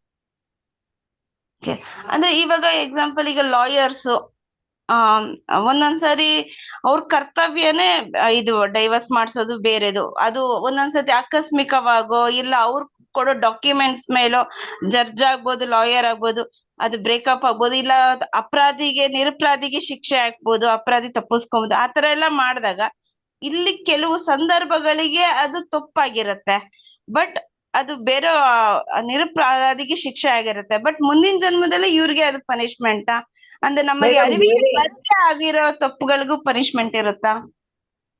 ಯಾವುದೇ ಒಂದು ಪ್ರಕೃತಿಯ ವಿರುದ್ಧವಾಗಿ ಸುಳ್ಳನ್ನ ಸತ್ಯ ಅಂತ ಮಾಡಕ್ ಹೋಗಿ, ಸತ್ಯನ ಸುಳ್ಳು ಅಂತ ಮಾಡಕ್ ಹೋಗಿ ಎಲ್ಲೇ ತಪ್ಪೆಸಗಿದ್ರು ಅದಕ್ಕೆ ಒಂದು ಶಿಕ್ಷೆ ಇದ್ದೇ ಇರುತ್ತೆ. ಈ ಭೂಮಿ ಅನ್ನೋದು ಒಂದು ಶಿಕ್ಷಣ, ಒಂದು ಯೂನಿವರ್ಸಿಟಿ ಅಂತ ಹೇಳಿದೆ ನಾನು. ಹಾಗಾಗಿ ಯಾವತ್ತು ಎಲ್ಲಿ ಜಾಣ್ಮೆ ಇರುತ್ತೋ ಅಲ್ಲಿ ಒಂದು ಕ್ರಿಕೆಟ್ನೆಸ್ ಇರುತ್ತೆ, ತಪ್ಪು ಇರುತ್ತೆ, ಎಲ್ಲ ಇರುತ್ತೆ. ಹಾಗಾಗಿ ನಾವ್ ಏನ್ ತಪ್ಪು ಮಾಡ್ತೀವೋ ಅದನ್ನ ಮಾಡಿದ ತಪ್ಪು ಅನ್ನೋದು ಅವನ ಹಾರ್ಟ್ ಆಫ್ ಹಾರ್ಟ್ ಅಲ್ಲಿ ಲಾಯರ್ಗೂ ಗೊತ್ತಿರುತ್ತೆ. ಯಾಕೆಂದ್ರೆ ಲಾಯರ್ಸ್ ಹತ್ರ ಸುಳ್ಳು ಹೇಳ್ಬಾರ್ದು, ನಿಜ ಹೇಳಿರ್ಬೇಕು ಅಂತ ಹೇಳ್ತಾರೆ. ಹಾಗಾಗಿ ನಾನು ಈ ತರ ತಪ್ಪು ಮಾಡಿದ್ದೀನಿ, ಆದ್ರೆ ತಪ್ಪಿಂದ ಉಳ್ಸಕ್ಕೆ ಸಾಕ್ಷಿಗಳೇನು ಇಲ್ಲ ಅಂತ ಹೇಳಿದಾಗ ಅದು ವೃತ್ತಿ ಅಂತ ಅವ್ರು ಮಾಡಿರ್ತಾರೆ. ಆದ್ರೆ ಅವ್ರು ಮಾಡಿರೋದು ಕಾರಣ ಕಾರ್ಯ ಪರಿಣಾಮ ಏನಿರುತ್ತೋ ಅದಕ್ಕೆ ತಕ್ಕಂತೆ ಅವರು ಇಮಿಡಿಯೇಟ್ ಆಗಿ ಮುಂದಿನ ಜನ್ಮದಲ್ಲೇ ಆ ಒಂದು ಪಾಪಕರ್ಮಗಳನ್ನ ಅನುಭವಿಸ್ಬೇಕು ಅಂತ ಹೇಳಕ್ಕಾಗಲ್ಲ. ಯಾವತ್ತಿಂದ ಯಾವಾಗ ಬೇಕಾದ್ರೂ ಬರ್ಬೋದು. ನಾವ್ ಬರಕ್ ಮುಂಚೆ ನಾವೇ ಆಯ್ಕೆ ಮಾಡ್ಕೊಂಡಿರ್ತೀವಿ. ಸೊ ನಾವ್ ತಪ್ಪಾಗಿ ತಪ್ಪನ್ನ ಸಪೋರ್ಟ್ ಮಾಡಿ ಡಿಸಿಷನ್ ಕೊಡ್ಸಿದ್ರೆ ಆಗ ನಮ್ಮ ಒಳ ಮನಸ್ಸು ಹೇಳ್ತಿರುತ್ತೆ, ನೀ ಅನ್ಯಾಯವಾಗಿ ಒಂದ್ ತಪ್ಪು ಸುಳ್ಳು ಹೇಳ್ಬಿಟ್ಟು ನೀನು ಫೀಸೇನ ತಗೊಂಡೆ, ಅದ್ರ ಅನ್ಯಾಯವಾಗಿ ಅವ್ರ ಜೀವನ ಹಾಳು ಮಾಡದೆ ಅನ್ನೋ ಒಂದು ಪಶ್ಚಾತ್ತಾಪ ನಮ್ಮಲ್ಲಿ ಇರುತ್ತಲ್ಲ, ಆ ಪಶ್ಚಾತ್ತಾಪಕ್ಕೆ ಪ್ರಾಯಶ್ಚಿತ್ತ ಪಡ್ಲೇಬೇಕಾದ. Right. Okay Ravigowda. Ravigowda sir.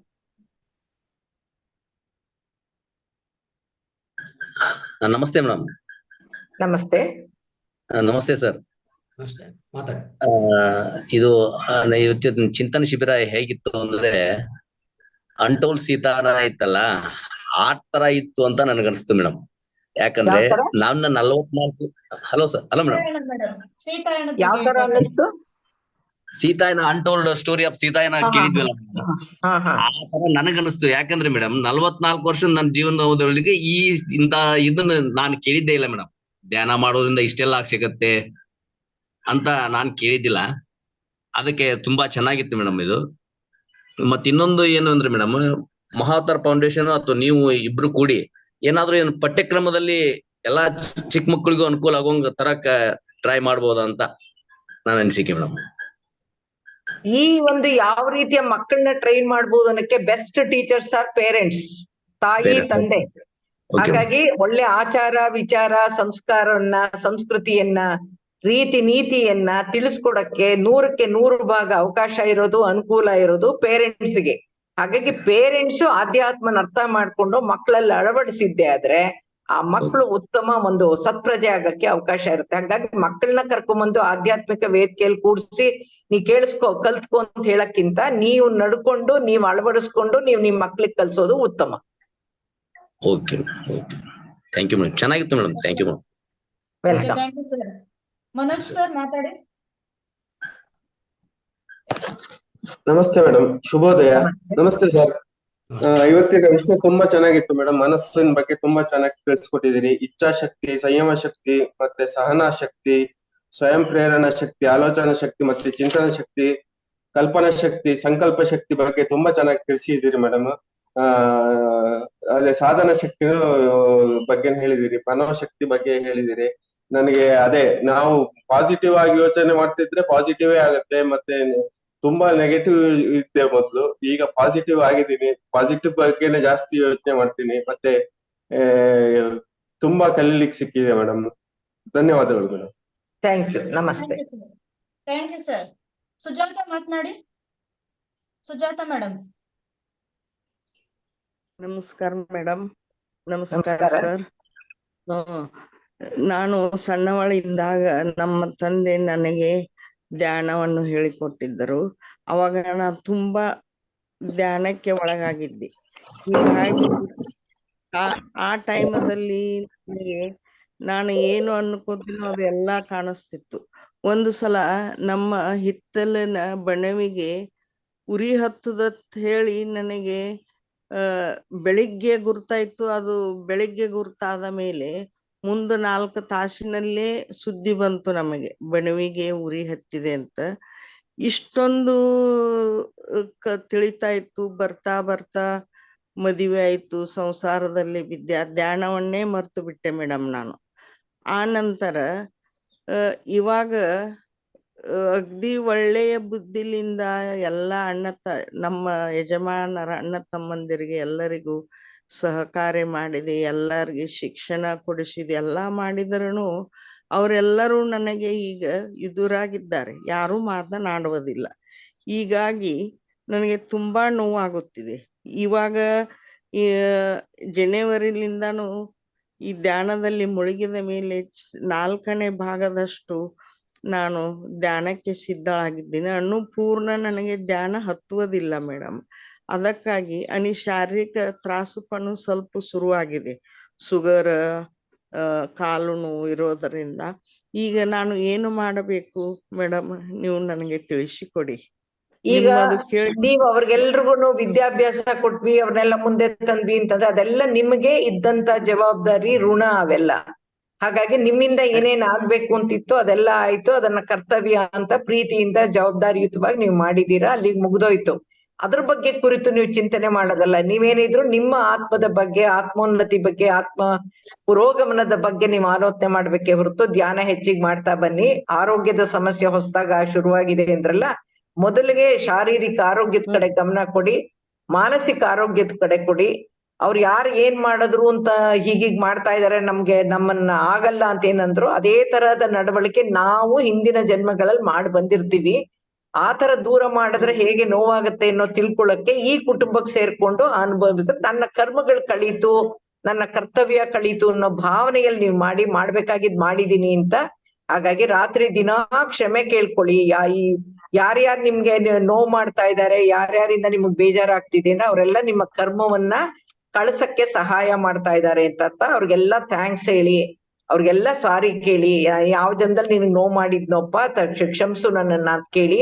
ಆ ಕ್ಷಮಾಪಣೆ, ಗ್ರಾಟಿಟ್ಯೂಡು, ಥ್ಯಾಂಕ್ಸ್ ಹೇಳೋದು, ಇವೆಲ್ಲ ಕೂಡ ನಿಮ್ಮ ಒಂದು ಮನಸ್ಸನ್ನ ಸಂತೋಷವಾಗಿ ಸುಖವಾಗಿಡೋ ತರ ಒಂದು ಸ್ಥಿತಿ ಬರುತ್ತೆ. ಈಗ ನಡೆದಿರೋ ಕುರಿತು ಆಲೋಚನೆ ಮಾಡೋದು ಬೇಡ, ಧ್ಯಾನ ಮಾಡಿ ಚೆನ್ನಾಗಿ. Okay madam, okay, thank you. ಅಗ್ದಿ ಸಮಾಧಾನ ಸಿಕ್ತು ಮೇಡಮ್. ಇವತ್ತು ನಿಮ್ದು ಅನುಭವವನ್ನು ಎಲ್ಲಾನು ಕೇಳಿ ನನಗೆ 100ಕ್ಕೆ 100ರಷ್ಟು ಸಮಾಧಾನ ಅನಿಸಿದೆ. Thank you madam. ವೆಲ್ಕಮ್, ನಮಸ್ತೆ. Thank you madam. Deepa madam. Deepa madam. ಹಾ, ನಮಸ್ತೆ ಅಮ್ಮ. ನಮಸ್ತೆ ಗುರುಜಿ. ನಮಸ್ತೆ. ಇವತ್ತಿನ ಕ್ಲಾಸ್ ತುಂಬಾನೇ ಚೆನ್ನಾಗಿತ್ತು ಅಮ್ಮ. ತುಂಬಾ ಚೆನ್ನಾಗಿ ಒಳ್ಳೊಳ್ಳೆ ವಿಷಯಗಳನ್ನ ಹೇಳಿದ್ರಿ, ಗೊತ್ತಿರ್ಲಿಲ್ಲ ನಮ್ಗೆ. ನಂದು 2 ಪ್ರಶ್ನೆ ಇತ್ತು ಅಮ್ಮ. ಏನು ಅಂತ ಅಂದ್ರೆ, ಈಗ ನಾವು ಆನಾಪಾನಸತಿ 3 ತಿಂಗಳಿಂದ ಮಾಡ್ತಾ ಇದೀವಿ ಧ್ಯಾನ. ಈಗ ನಾವು ಸೂಕ್ಷ್ಮ ಶರೀರದಲ್ಲಿ ಹೋಗಿ ನಾವು ಪುನರ್ಜನ್ಮದ ವಿಷಯಗಳನ್ನೆಲ್ಲ ತಿಳ್ಕೊಬಹುದು ಅಂತ ಹೇಳಿದ್ರಿ. ಅದು ತಿಳ್ಕೊಬೇಕಾದ್ರೆ ನಮ್ಗೆ ಎಷ್ಟು ಕಾಲಾವಧಿ ಬೇಕಾಗುತ್ತೆ ಅಂತ ನಂದೊಂದು ಕ್ವಶನ್ ಇತ್ತು ಅಮ್ಮ. ಇದೆಲ್ಲ ಒಂದು ಯಾರ್ಡ್ ಸ್ಟಿಕ್ ತರ ಇರಲ್ಲಪ್ಪ. ಇದು ಹೇಗೆ ಅಂದ್ರೆ, ಹಿಂದಿನ ಜನ್ಮದವರೆಗೂ ನಾವು ಆಧ್ಯಾತ್ಮಿಕವಾಗಿ ಎಷ್ಟು ಬೆಳೆದಿದೀವೋ ಅದಕ್ಕೆ ಮುಂದಿನ ಬೆಳವಣಿಗೆ ಈ ಜನ್ಮದಲ್ಲಿ ನಡೀತಾ ಇರುತ್ತೆ. ನೀವು ಧ್ಯಾನ ಸಾಧನೆ ಎಷ್ಟು ಮಟ್ಟಿಗೆ ಮಾಡ್ತಿರೋ, ನಿಮಗೆ ಯಾವ್ದು ಅವಶ್ಯಕತೆ ಇದೆಯೋ, ಆತ್ಮದ ಅವಶ್ಯಕತೆ ಇದೆಯೋ, ಅದಕ್ಕೆ ಪೂರಕವಾಗಿ ಬೇಕಿರುವಂತ ಜ್ಞಾನ ನಮ್ಗೆ ಲಭ್ಯ ಆಗತ್ತೆ. ಯಾವ ಉದ್ದೇಶವನ್ನು ಏನೂ ಇಟ್ಕೊಳ್ಳದೆ ನೀವು ಧ್ಯಾನ ಮಾಡ್ತಾ ಬಂದ್ರೆ, ಹುಣ್ಣಿಮೆ ಧ್ಯಾನ ಮಾಡ್ತಾ ಬಂದ್ರೆ, ಈ ತರ ಹೆಚ್ಚಿನ ವಿಚಾರಗಳನ್ನ, ಆತ್ಮ ಸಂಬಂಧಿತ ವಿಚಾರಗಳನ್ನ, ಪೂರ್ವ ಜನ್ಮಗಳನ್ನ ಅವನ್ನೆಲ್ಲ ತಿಳ್ಕೊಳಕ್ಕೆ ಸಾಧ್ಯ. ಯಾವ್ದು ಅನುಭವ ಆಗಿಲ್ಲ ಅಂದ್ರೆ ಆ ಅನುಭವ ಸಿಗೋವರೆಗೂ ನೀವು ಇನ್ನು ಬೆಳಿಬೇಕು. ನೀವು ಇನ್ನು ಕ್ಲೆನ್ಸಿಂಗ್ ಪ್ರಾಸೆಸ್, ಎನರ್ಜೈಸಿಂಗ್ ಪ್ರಾಸೆಸ್ ಅಲ್ಲಿ ಇದೀರಾ ಅಂತ ಮಾಡ್ತಾ ಇರ್ಬೇಕು. ಯಾವ್ದೋ ಒಂದು ಸೂಕ್ಷ್ಮ ಶರೀರಯಾನ ಮಾಡ್ಬೇಕು ಅಂತ ಗುರಿ ಇಟ್ಕೊಂಡು ಧ್ಯಾನಕ್ಕೆ ಹೋಗ್ಬಾರ್ದು. ಆಧ್ಯಾತ್ಮಿಕವಾಗಿ ಬೆಳಿಬೇಕು, ಹಂತ ಹಂತವಾಗಿ ಬೆಳಿಬೇಕು ಅನ್ನೋ ಉದ್ದೇಶದಿಂದ ನೀವು ಧ್ಯಾನ ಮಾಡಿದ್ದೆ ಆದ್ರೆ, ಅದಕ್ಕೆ ಪೂರಕವಾಗಿರುವಂತ ಹುಣ್ಣಿಮೆ ಧ್ಯಾನ ಮಾಡಿದ್ದೆ ಆದ್ರೆ, ಆಗ ನಿಮ್ಗೆ ಮಾಸ್ಟರ್ಸ್ ಹೆಲ್ಪ್ ಮಾಡ್ಬೋದು, ನಮ್ಮ ಪೂರ್ಣಾತ್ಮ ಹೆಲ್ಪ್ ಮಾಡ್ಬೋದು. ಹಾಗಾಗಿ ಅದು ಇಷ್ಟು ಟೈಮ್ ಅಂತ ಹೇಳಕ್ಕಾಗಲ್ಲಮ್ಮ. ಅವ್ರವರ ಸಾಧನೆಗೆ ತಕ್ಕಂತೆ, ಧ್ಯಾನ ಸಾಧನೆಗೆ ತಕ್ಕಂತೆ ಅನುಭವಗಳಾಗತ್ತೆ. ಹಾ ಸರಿ ಅಮ್ಮ. ಇನ್ನೊಂದ್ ಕ್ವಶನ್ ಏನಿತ್ತು ಅಂದ್ರೆ, ಈಗ ಎಲ್ಲೋ ಒಂದು ಪಾಪದ ಕೆಲಸಗಳು ಆಗ್ತಾ ಇರುತ್ತೆ, ಅದು ಒಂದ್ ಕಡೆ ಕುತ್ಕೊಂಡು ಒಂದು ಕನ್ನಡಿಯಲ್ಲಿ ಅಥವಾ ಒಂದು ತಟ್ಟೆಯಲ್ಲಿ ಕುತ್ಕೊಂಡು ನೋಡ್ತಾರಲ್ಲಮ್ಮ, ಅದೆಲ್ಲ ಯಾವ ತರ, ಅದೆಲ್ಲ ನಿಜಾನಾ ಅಂತ. ಈಗ ಮಹಾಭಾರತದಲ್ಲೆಲ್ಲ ತೋರಿಸ್ತಾ ಇದ್ರು ನೋಡಿ, ಎಲ್ಲ ಯುದ್ಧ ಆಗ್ತಾ ಇರುತ್ತೆ, ಅದನ್ನೆಲ್ಲ ಇಲ್ಲೇ ಕುತ್ಕೊಂಡು ಒಂದು ಕನ್ನಡಿಯಲ್ಲಿ ನೋಡ್ತಾ ಇರ್ತಾರೆ. ಅದು ಯಾವ ತರ ಅದು ಎಲ್ಲ? ಈಗ ಕ್ಲೇರ್ ವಾಯನ್ಸ್, ಕ್ಲೇರ್ ಆಡಿಯನ್ಸ್ ಅಂತ ಎರಡು ಆಧ್ಯಾತ್ಮಿಕ ಅನುಭವಗಳ ಸ್ಥಿತಿ ಇದೆ. ಕ್ಲೇರ್ ಆಡಿಯನ್ಸ್ ಅಂದ್ರೆ ಇಲ್ಲೇ ಕೂತು ಧ್ವನಿ ಕೇಳತ್ತೆ ನಮ್ಗೆ, ಆದ್ರೆ ವ್ಯಕ್ತಿ ಕಾಣೋದಿಲ್ಲ, ಯಾವ ದಿಕ್ಕು ಅಂತ ಹೇಳ್ಬೋದು, ಏನ್ ವಿಚಾರ ಅನ್ನೋ ಕ್ಲಾರಿಟಿ ಇರೋದನ್ನ ಕ್ಲೇರ್ ಆಡಿಯನ್ಸ್ ಅಂತಾರೆ. ಅದೇ ತರ ಕ್ಲೇರ್ ವಾಯನ್ಸ್ ಅಂದ್ರೆ ಇಲ್ಲೇ ಕೂತು ನಮ್ಮ ದಿವ್ಯ ಚಕ್ಷುಗಳಿಂದ ಯಾವುದೋ ಬೇರೆ ದೇಶದಲ್ಲಿ, ಬೇರೆ ಲೋಕಗಳಲ್ಲಿ ಆಗುವಂತಹದನ್ನ ನಾವು ನೋಡುವಂಥದ್ದು. ಅದನ್ನೇ ಬುದ್ಧ ಹೇಳಿದ್ದು. ಬುದ್ಧ ಅವನು ದುಃಖ ಯಾಕಾಗತ್ತೆ, ದುಃಖ ಏನು ಅನ್ನೋದ್ರ ಬಗ್ಗೆ ರಿಸರ್ಚ್ ಮಾಡಕ್ ಶುರು ಮಾಡ್ದ ಧ್ಯಾನ ಸಾಧನೆಯ ಮೂಲಕ. ಕೊನೆಯಲ್ಲಿ ಅವನಿಗೆ ಜ್ಞಾನೋದಯ ಆಯ್ತು ಅಂದ್ರೆ ಏನಾಯ್ತು, ಆ ಒಂದು ಧ್ಯಾನದ ಒಂದು ಹಂತಗಳೇನು? ಮೊದಲನೇದು ಆನಾಪಾನಸತಿ ಧ್ಯಾನ, ಎರಡನೇದು ಕಾಯ ಅನುಪಸ್ಸನ. ಪಶ್ಯನ ಅಂದ್ರೆ ನೋಡೋದು, ಕಾಯ ಅನುಪಸ್ಸನ ಅಂದ್ರೆ ವಿಪಸನಕ್ಕೆ ಮುಂಚೆ ದೇಹದಲ್ಲಾಗೋ ಅನುಭವಗಳು, ತದನಂತರದ ಆಧ್ಯಾತ್ಮಿಕ ಬೆಳವಣಿಗೆ ವಿಪಸನ ಅಂದ್ರೆ ವಿಶೇಷವಾಗಿ ನೋಡೋದು. ವಿಶೇಷವಾಗಿ ನೋಡೋದು ಅಂದ್ರೆ ಥರ್ಡ್ ಐ ಓಪನ್ ಆಗೋದು. ನಮ್ಗೆ 4 ತರ ಕಣ್ಣುಗಳಿರುತ್ತೆ. ಚರ್ಮಚಕ್ಷು ಅಂತಂದ್ರೆ ನಮ್ಮ ಕಣ್ಣುಗಳಿಗೆ ನಾವು ಬಳಸ್ತಾ ಇದೀವಲ್ಲ, ಅದು ಕಣ್ಣು ಚರ್ಮಚಕ್ಷುಗಳು. ಮನೋಚಕ್ಷು ಅಂದ್ರೆ ಮನಸ್ಸು ಎಲ್ಲೋ ಊಹೆ ಮಾಡ್ಕೊಂಡು ಭ್ರಮೆನಲ್ಲಿರುವಂತಹದ್ದು. ನಾನು ಕಣ್ ತೆರೆದಿದ್ರೂನು ಯಾವ್ದೋ ಭ್ರಮಾಲೋಕದಲ್ಲಿ ವಿಹರಿಸೋದನ್ನ ಮನೋಚಕ್ಷು ಅಂತಾರೆ. ಮೂರನೇದು ದಿವ್ಯ ಚಕ್ಷು. ಆ ದಿವ್ಯ ಚಕ್ಷು ಶಿವನ 3ನೇ ಕಣ್ಣು ಅಂತಾರೆ. ನಮಗೂ ಕೂಡ ಆಜ್ಞಾಚಕ್ರ ಓಪನ್ ಆದ್ರೆ, ಕುಂಡಲಿನಿ ಜಾಗೃತ ಆದಾಗ, ಆನಾಪಾನಸತಿ ಧ್ಯಾನದ ಮೂಲಕ ಬರುವಂತ ವಿಶ್ವಶಕ್ತಿ ಮೂಲಾಧಾರಕ್ಕೆ ಹೋಗಿ ಮೂಲಾಧಾರದಿಂದ ಸಹಸ್ರಾರ ಸ್ಥಿತಿಗೆ ಬರುವಾಗ ಆಜ್ಞಾಚಕ್ರ ಓಪನ್ ಆದ್ರೆ, ದಿವ್ಯ ಚಕ್ಷು ತೆರ್ಕೊಂಡಾಗ ಯಾವುದೇ ಜಾಗದಲ್ಲಿ ಇದ್ರು, ಎಲ್ಲೇ ಇದ್ರು, ಬೇರೆ ಎಲ್ಲೋ ನಡೆಯೋದನ್ನ ನೋಡಕ್ಕೆ ಸಾಧ್ಯ. ಅದನ್ನ ಥರ್ಡ್ ಐ ವಿಷನ್ ಅಂತ ಹೇಳ್ತಾರೆ, ವಿಪಸ್ಸನ ಅಂತ ಹೇಳ್ತಾರೆ, 3ನೇ ಕಣ್ಣು ಅಂತ ಹೇಳ್ತಾರೆ. ಹಾಗಾಗಿ ಅಲ್ಲಿಂದ ಕೂತು ಅದು ಆಧ್ಯಾತ್ಮಿಕ ಸಾಧನೆಯಿಂದ ಸಿಗುವಂತಹದ್ದಮ್ಮ. ಹಾ ಅಮ್ಮ, ಇನ್ನೊಂದೇನು ಅಂತಂದ್ರೆ, ಈಗ ವಿಳ್ಯದೆಲೆಗೆಲ್ಲ ಒಂದು ಎಣ್ಣೆ ಹಚ್ಚಿ ಅಂಜನ ಹಾಕಿ ನೋಡೋದು ಅಂತ ಹೇಳ್ತಾರಲ್ಲ ಅಮ್ಮ, ಅದೆಲ್ಲ ನಿಜಾನಾ ಅಥವಾ ಅದೆಲ್ಲ ಸುಮ್ನೆ?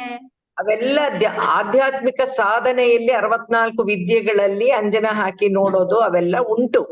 ಆದ್ರೆ ನಾವು ಸಾಮಾನ್ಯ ಮನುಷ್ಯರಿಗೆ ಅವೆಲ್ಲ ಯಾವ್ದು ವಿಶೇಷವಾದ ವಿದ್ಯೆಗಳನ್ನ ಕಲ್ತು ಸಿದ್ಧಿ ಮಾಡ್ಕೊಂಡು ಅದನ್ನ ಬಳಸೋ ಅವಶ್ಯಕತೆ ಇಲ್ಲ. ಧ್ಯಾನ ಮಾಡಿದ್ದೆ ಆದ್ರೆ ನಮ್ಮದೇ ಥರ್ಡ್ ಐ ಓಪನ್ ಆಗುವಾಗ, ಬೇರೆ ಯಾರ ಒಂದು ಸಪೋರ್ಟ್ ತಗೊಳ್ದೆ, ಅವ್ರ ಮೇಲೆ ಡಿಪೆಂಡ್ ಆಗ್ದೇನೆ ನಾವೇ ನಮ್ಮ ಆತ್ಮ ಸಂಬಂಧಿತ ಎಲ್ಲ ವಿಚಾರವನ್ನು ತಿಳ್ಕೊಳಕ್ಕೆ ಸಾಧ್ಯ. ಮೇಲಾಗಿ ನಮ್ಮ ಕರ್ಮಗಳನ್ನ ಸುಟ್ಕೊಂಡು ನಮ್ಮ ಆಧ್ಯಾತ್ಮಿಕ ಬೆಳೆಯೋ ಕಡೆ ಮಾತ್ರ ನಾವು ಗಮನ ಕೊಟ್ರೆ ಒಳ್ಳೇದಮ್ಮ. ಓಕೆ ಅಮ್ಮ, ಥ್ಯಾಂಕ್ ಯು ಸೋ ಮಚ್ ಅಮ್ಮ. ನಮಸ್ತೆ. Thank you madam. Kiran Kumar ಮಾತಾಡಿ. ಕಿರಣ್ ಸರ್. ನಮಸ್ತೆ ಸರ್. ನಮಸ್ತೆ ಮೇಡಮ್. ನಮಸ್ತೆ ಮೇಡಮ್, ನಿಮ್ಮ ಫಸ್ಟ್ನೇ ಅದು ಅರಿವು ಮತ್ತೆ ಪ್ರಜ್ಞೆಯಿಂದ ನಾವು ನಮ್ಮ ಅರಿವು ಮತ್ತೆ ಪ್ರಜ್ಞೆನ ಮೂಡಿಸ್ಕೊಂಡಿದ್ವಿ. ಇವಾಗ್ಲೂನು ಅಷ್ಟೇನೆ. ನಿಮ್ ಮನಸ್ಸಿನ ಬಗ್ಗೆ ನಮ್ಗೆಲ್ಲ ಒಂಥರ ಬಲ ತುಂಬ್ತಾ ಇದ್ದೀರಾ. ತುಂಬಾ ಧನ್ಯವಾದಗಳು.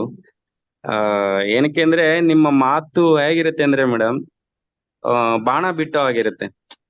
ಟಕ್ ಅಂತ ಹೋಗಿ ನಮ್ಮ ಮನ್ಸೊಳಗಡೆ ಕುತ್ಕೊಳ್ಳುತ್ತೆ, ನಮ್ಮ ಮೆದುಳಿಗೆ ಕುಂತ್ಕೊಳ್ಳುತ್ತೆ. ತುಂಬಾ ಅಂದ್ರೆ ನಮ್ಗೆ ಇದನ್ನ ಮತ್ತೆ ತಿರ್ಗಾ ನಾನು ರಿಪೀಟ್ ಕೇಳ್ತಾ ಇರ್ತೀನಿ.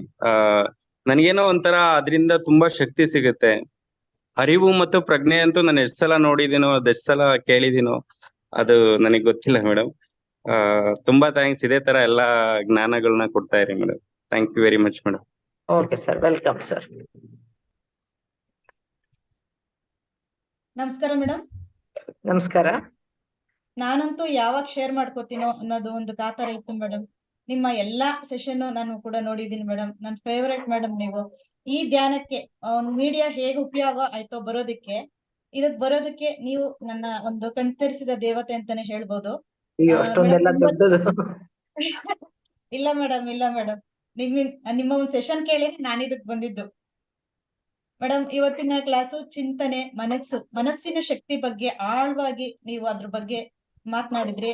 ಸುಲಭವಾಗಿ ನಾವು ಅಷ್ಟು ಸುಲಭವಾಗಿ ತಿಳ್ಕೊಳಕ್ಕೆ ನಾವು ಯೂಟ್ಯೂಬ್ ನಲ್ಲಿ ಹೋಗಿ ಒಂದ್ 2-3 ಸಲ ನೋಡ್ಲೇಬೇಕು, ಕೇಳಲೇಬೇಕು. ಅದನ್ನ ಕೇಳಿ ನಾವು ಬರ್ಕೊಂಡಾಗ ಮಾತ್ರ ಅರ್ಥ ಮಾಡ್ಕೊಳಕ್ ಸಾಧ್ಯ ಆಗುತ್ತೆ ಮೇಡಮ್. ನನ್ ಕ್ವಶನ್ ಒಂದು, ಈಗ ಧ್ಯಾನಕ್ಕೆ ಬಂದಿದೀವಿ, ಎಲ್ಲಾ ಜ್ಞಾನವನ್ನು ತಿಳಿತಾ ಇದೀವಿ, ಆದ್ರೆ ಮೇಡಮ್ ಮಂಡಲ ಜ್ಞಾನ 41 ದಿವಸ ಅಂತ ಇದೆಯಲ್ಲ ಮೇಡಮ್, ಅದು ಖಂಡಿತವಾಗ್ಲೂ ಮಾಡ್ಬೇಕಾಗುತ್ತಾ ಮೇಡಮ್? ಏನ್ ಪ್ರಯೋಜನ ಆಗುತ್ತೆ ಅದರಿಂದ ಅಂತ? ಏನಂದ್ರೆ ಯಾವುದೇ ಆದ್ರೂ ನಾವು ಅಭ್ಯಾಸ ನಿರಂತರವಾಗಿ ಮಾಡಿದಾಗ ಒಂದೇ ಜಾಗದಲ್ಲಿ ಕೂತ್ಕೊಂಡು ಒಂದೇ ಟೈಮ್ ನಲ್ಲಿ ನಾವು ಧ್ಯಾನ ಮಾಡ್ತಾ ಅದು ಶುರು ಮಾಡಿದ್ದೆ ಆದ್ರೆ ಅದರ ರಿಸಲ್ಟ್ಸ್ ಇರುತ್ತೆ. ನೀವ್ ಇವತ್ತು ಮಾಡ್ಬಿಟ್ಟು ಇನ್ನೊಂದು ವಾರ ಬಿಟ್ಬಿಟ್ಟು ಧ್ಯಾನಕ್ಕೆ ಕೂತ್ಕೊಂಡ್ರೆ ಥಾಟ್ಲೆಸ್ ಸ್ಟೇಟ್, ಆಲೋಚನಾ ರಹಿತ ಸ್ಥಿತಿಗೆ ಹೋಗೋದೇ ಒಂದ್ ಕಷ್ಟ. ಇವತ್ತು ಧ್ಯಾನದಲ್ಲಿ ಹೋಗಿದ್ದೀನಿ, ಚೆನ್ನಾಗಿತ್ತು, ಅದನ್ನೇ ಮುಂದುವರಿಸಿದ್ರೆ ನಾಳೆ ಅದನ್ನೇ ಆತರ ಒಂದು ಮಂಡಲ ಧ್ಯಾನ ಮಾಡಿದಾಗ ಆ 40 days 41 days ಅನ್ನೋದೇನಿದೆಯೋ ನಿರಂತರವಾದ ಸತತವಾದ ಧ್ಯಾನದಿಂದ ಖಂಡಿತ ನಿಮ್ಗೆ ರಿಸಲ್ಟ್ಸ್ ಸಿಗುತ್ತೆ, ನಿಮ್ಮ ಅನುಭವಕ್ಕೆ ಬರುತ್ತೆ. ಯಾಕಂದ್ರೆ ಆಧ್ಯಾತ್ಮ ಹೇಗೆ ಅಂದ್ರೆ ಒಬ್ರಿಗಾಗಿದ್ದು ಇನ್ನೊಬ್ರಿಗೆ ಆಗ್ಬೇಕು ಅಂತಿಲ್ಲ. ಕೆಲವರಿಗೆ ಅನುಭವ ಆಗುತ್ತೆ ಫಿಸಿಕಲ್ ಆಗಿ, ಕೆಲವರಿಗೆ ಅನುಭೂತಿ ಅಂದ್ರೇನು ಬಹಳ ಚೆನ್ನಾಗಿತ್ತು, ಆನಂದವ ಸ್ಥಿತಿ, ಕಣ್ ತೆಗ್ಯಕ್ಕೆ ಇಷ್ಟ ಆಗಿರ್ಲಿಲ್ಲ ಅಂತ ಅನ್ನೋ ಸ್ಥಿತಿಗೆ ಹೋಗಿರುವಾಗ ಇನ್ನೊಂದ್ ತಿಂಗಳು ಬಿಟ್ಬಿಟ್ಟು ನೀವು ತಿರುಗಿ ಧ್ಯಾನಕ್ಕೆ ಕೂತ್ರೆ ಮೊದ್ಲಿಂದ ಶುರು ಮಾಡ್ದಂಗಾಗುತ್ತೆ. ಹಾಗಾಗಿ ಸತತವಾದ ನಿರಂತರವಾದ ಧ್ಯಾನ ಸಾಧನೆಯಲ್ಲಿ ತೊಡಗಿದಾಗ ನಿಮಗೆ ಅದು ದೇಹ ನಿಮ್ಮನ್ನ ಒಪ್ಕೊತ್ತೆ, ಧ್ಯಾನನ ದೇಹ ಒಪ್ಕೊಳ್ಳುತ್ತೆ, ಮನಸ್ಸು ಒಪ್ಕೊಳ್ಳುತ್ತೆ. ಇವೆಲ್ಲ ಸೇರ್ಕೊಂಡು ನಮ್ಗೆ ಬೇಕಿರೋ ಸಾಧನೆ, ಅನುಭವ, ಅನುಭೂತಿಗಳು ನಮಗ್ ಸಿಗುತ್ತೆ. ಖಂಡಿತ ಮಂಡಲ ಧ್ಯಾನ ಸಾಧನೆ ಮಾಡೋದು ಒಳ್ಳೇದು.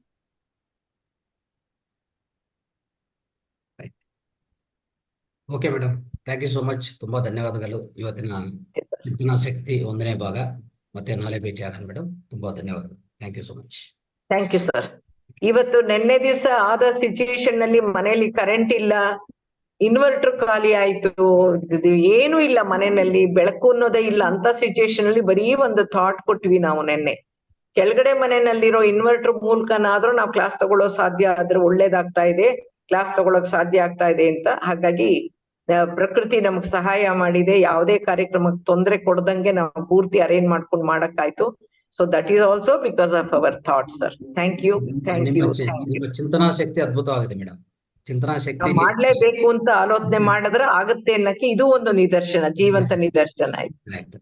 ನನಗಂತೂ ಯಾವ್ದು ಡೌಟ್ ಇರ್ಲಿಲ್ಲ, ಖಂಡಿತವಾಗಿ ನಾವು ಆಗ್ತದೆ ಅಂತಾನೆ ನಾನು ಆ ಚಿಂತನಾ ಶಕ್ತಿ ಇಟ್ಕೊಂಡೇ ಇದ್ದೀನಿ. ಸೊ ಅದು ಅದ್ಭುತವಾಗಿ ಇವತ್ತಾಯ್ತು. ಈ ಚಿಂತನಾ ಶಕ್ತಿ ಅನ್ನೋದು ಇಲ್ಲಿ ಪ್ರಾಯೋಗಿಕವಾಗಿ ನಾವು ಎವಿಡೆನ್ಸ್ ಸಿಕ್ತು, ನಮ್ಗೆ ಸಾಕ್ಷಿ ಸಿಕ್ತು. ಹೌದು sir. Yes madam, thank you, thank you so much. Thank you sir. ನಮಸ್ತೆ. Thank you madam, thank you madam. Welcome. ಸ್ನೇಹಿತರೆ, ಇಷ್ಟವರೆಗೂ ಅದ್ಭುತವಾದ ಜ್ಞಾನವನ್ನು ತಿಳ್ಕೊಂಡಿದ್ವಿ. ಚಿಂತನಾ ಶಕ್ತಿ 1ನೇ ಭಾಗ. ಸೊ ನಿಜವಾಗಿ ನಿನ್ನೆ ಮೇಡಮ್ ಕಾಲ್ ಮಾಡುವಾಗನು ಹೇಳಿದ್ರು, ಈ ತರ ಪವರ್ ಪ್ರಾಬ್ಲಮ್ ಹೆಚ್ಚಿದೆ, ಈ ಒಂಥರ ಗಾಳಿ ಹೆಚ್ಚು ಗಾಳಿ ಬಂದಿದೆ ಈ ಮಳೆದಿಂದ. ಸೊ ಎಲ್ಲಾ ಕಡೆ ಪೋಲ್ಸ್ಗಳು, ಟ್ರಾನ್ಸ್ಫಾರ್ಮರ್ ಎಲ್ಲ ಡ್ಯಾಮೇಜ್ ಆಗಿದೆ, ಪವರ್ ಬರ್ಬೋದು ಇಲ್ಲ ಅಂತ ಹೇಳ್ತಾ ಇದ್ರು. ಆದ್ರೆ ನನ್ಗಂತೂ ಯಾವ್ದು ಡೌಟ್ ಇರ್ಲಿಲ್ಲ, ಮೇಡಮ್ನು ಅದ್ಭುತವಾದ ಅವ್ರ ಚಿಂತನಾ ಶಕ್ತಿ ಇಲ್ಲಿ ಕೆಲಸ ಮಾಡಿದೆ. ಅವ್ರ ಚಿಂತನಾ ಶಕ್ತಿ ಅದ್ಭುತವಾಗಿತ್ತು. ಮಾಡೋಣ ಸರ್, ಖಂಡಿತವಾಗಿ ರಿಸ್ಟೋರ್ ಆಗತ್ತೆ. ಸೊ ನೈಟ್ ಆಗ್ಬೋದು, ಇಲ್ಲ ಬೆಳಗ್ಗೆ ಅರ್ಲಿ ಮಾರ್ನಿಂಗ್ ಎಲ್ಲ ಬೆಳಗ್ಗೆಲ್ಲ ಆಗತ್ತೆ, ತೊಂದರೆ ಇಲ್ಲ ಅಂತ ಹೇಳಿದ್ರು. ನಾನು ಅದನ್ನು ನಂಬಿದ್ದೀನಿ. ಅಂದ್ರೆ ಇಲ್ಲಿ ಏನಂತಂದ್ರೆ ಯಾವ್ದು ಡೌಟ್ ಪಡಬಾರ್ದು. ಅದೇ ಮೇಡಮ್ ಇಷ್ಟವರೆಗೆ ಹೇಳ್ತಾರೆ, ಈ ಚಿಂತನಾ ಶಕ್ತಿಗೆ ಪವಾಡ, ಇದೊಂಥರ ಮಿರಾಕಲ್ ಅಲ್ವಾ. ಯಾವುದೇ ನಾವು ಅಚೀವ್ ಮಾಡ್ಬೇಕು, ಸಾಧಿಸ್ಬೇಕಂದ್ರೆ ಮೊದಲನೇದಾಗಿ ನಮ್ಮ ಚಿಂತನಾ ಶಕ್ತಿ ಅದ್ಭುತವಾಗಿ ಇಟ್ಕೋಬೇಕು. ಎರಡನೇದೇನಂದ್ರೆ ನಿಸರ್ಗದಿಂದ ಸ್ವಲ್ಪ ಕರ್ಮಗಳ ಫಲಿತ ಇದಕ್ಕೂ ಆಡ್ ಆಗ್ತಾ ಬರ್ತದೆ. ನಿಸರ್ಗದಿಂದನೂ ಕರ್ಮಗಳ ಫಲಿತ ಸ್ವಲ್ಪ ನಮಗೂ ಕೊಡ್ತಾ ಇರ್ತಾರೆ. ಅಂದ್ರೆ ಸೃಷ್ಟಿಕರ್ತ ಅದನ್ನು ಆಡ್ ಮಾಡ್ತಾ ಇರ್ತಾನೆ, ಜೊತೆಗೆ ಸೇರಿಸ್ತಾ ಇರ್ತಾನೆ. ಅದಕ್ಕೋಸ್ಕರ ಮೊದಲನೇ ನಮ್ಮ ಚಿಂತನಾ ಶಕ್ತಿ ಅದ್ಭುತವಾಗಿದ್ರೆ ಆ ಕರ್ಮಗಳೇ, ಅಂದ್ರೆ ಇಂದಿನ ಜನ್ಮ ಕರ್ಮಗಳದ್ದು, ಯಾವುದೇ ಕೆಟ್ಟ ಕರ್ಮಗಳದ್ದು ಆ ಫಲಿತವನ್ನು ಇದಕ್ಕೆ ಸೇರಿಸ್ತಾ ಇರ್ತಾರೆ. ಆದ್ರೂ ನಾವು ಅಷ್ಟು ಪ್ರಭಾವ ನಮ್ಮ ಮೇಲೆ ತೋರಿಸಲ್ಲ. ಯಾಕಂದ್ರೆ ನಮ್ಮ ಚಿಂತನಾ ಶಕ್ತಿ, power of intention, will power ಅದ್ಭುತವಾಗಿದೆ ಅಂತ ಅರ್ಥ. ಸೊ ಅದರಿಂದ ನಮ್ಮ ಜೀವನವನ್ನು ಆನಂದವಾಗಿ ನಾವು ನಡ್ಸ್ಕೋಬಹುದು ಸ್ನೇಹಿತರೆ. ಇವತ್ತು ಅದ್ಭುತ ಈ ಚಿಂತನಾ ಶಕ್ತಿ ಬಗ್ಗೆ ತಿಳ್ಕೊಂಡಿದ್ವಿ. ಮತ್ತೆ 2ನೇ ಭಾಗ ನಾಳೆನೂ ತುಂಬಾ ಇಂಟ್ರೆಸ್ಟಿಂಗ್ ಆಗಿರುತ್ತೆ. ಪ್ರತಿಯೊಬ್ಬರು ಭಾಗವಹಿಸಿ, ಮತ್ತೆ ಹೆಚ್ಚು ಜನನು ನೀವು ಇನ್ವೈಟ್ ಮಾಡ್ಬೇಕು. ನೋಡಿ, ಈಗ ಇಂಥ ಅದ್ಭುತ ಮಾಸ್ಟರ್ಸ್ ಬರ್ತಾ ಇದ್ದಾರೆ, ಅವ್ರ ತಿಳುವಳಿಕೆ, ಅವ್ರ ಜ್ಞಾನ ಭಂಡಾಗಾರ ಅದೆಲ್ಲ ನಮ್ಗೆ ಕೊಡ್ತಾ ಇದ್ದಾರೆ. ಅಂದ್ರೆ ಜ್ಞಾನ ನಿಧಿ ಕೊಡ್ತಾ ಇದ್ದಾರೆ, ಒಂದು ಮೈನ್ ಅಂತ. ಅಷ್ಟು ಕೊಡ್ತಾ ಇರುವಾಗ ನಾವು ಇನ್ನೂ ಹೆಚ್ಚು ಜನ ನಾವು ಇನ್ವೈಟ್ ಮಾಡಿ, ಅಕ್ಕಪಕ್ಕದವ್ರನ್ನು ಮತ್ತೆ ಗೊತ್ತಿರೋರಿಗೆ, ನಮ್ಮ ಯಾರು ನಾವು ಪ್ರೀತಿಸ್ತೀವೋ ಹೆಚ್ಚಾಗಿ, ಸ್ನೇಹಿತರಾಗ್ಬೋದು, ಬಂಧುಗಳಾಗ್ಬೋದು, ಯಾರಿರ್ಲಿ ಎಲ್ಲರನ್ನೂ ನಾವು ಇನ್ವೈಟ್ ಮಾಡಿ ಇಂಥ ಕ್ಲಾಸಸ್ ಅಟೆಂಡ್ ಮಾಡಿಸ್ತಾ ಇದ್ರೆ ಅವ್ರ ಜೀವನವನ್ನು ಅವ್ರು ಬದಲಾವಣೆ ಮಾಡ್ಕೊತಾರೆ ಖಂಡಿತವಾಗಿ. ನಾವು ಹೇಗೆ ಈಗ ಬದಲಾವಣೆ ಆಗಿದೀವೋ ಅದೇ ತರ ಅವರು ಬದಲಾವಣೆ ಆಗಿದ್ರೆ ಈ ಸಮಾಜಕ್ಕೂ ಒಳ್ಳೇದು, ನಿಮ್ಗೂ ಒಳ್ಳೇದು, ನಿಮ್ಮ ಅವ್ರ ಸುತ್ತಮುತ್ತ ಎಲ್ಲ ಅವ್ರ ಫ್ಯಾಮಿಲಿಗಳಿಗೂ ಕುಟುಂಬಗಳಿಗೆ ಎಲ್ಲಾನು ಒಳ್ಳೇದಾಗುತ್ತೆ, ತುಂಬಾ ಒಳ್ಳೇದಾಗುತ್ತೆ. ಅವರ ಜೀವನವನ್ನು ಆನಂದವಾಗುತ್ತೆ.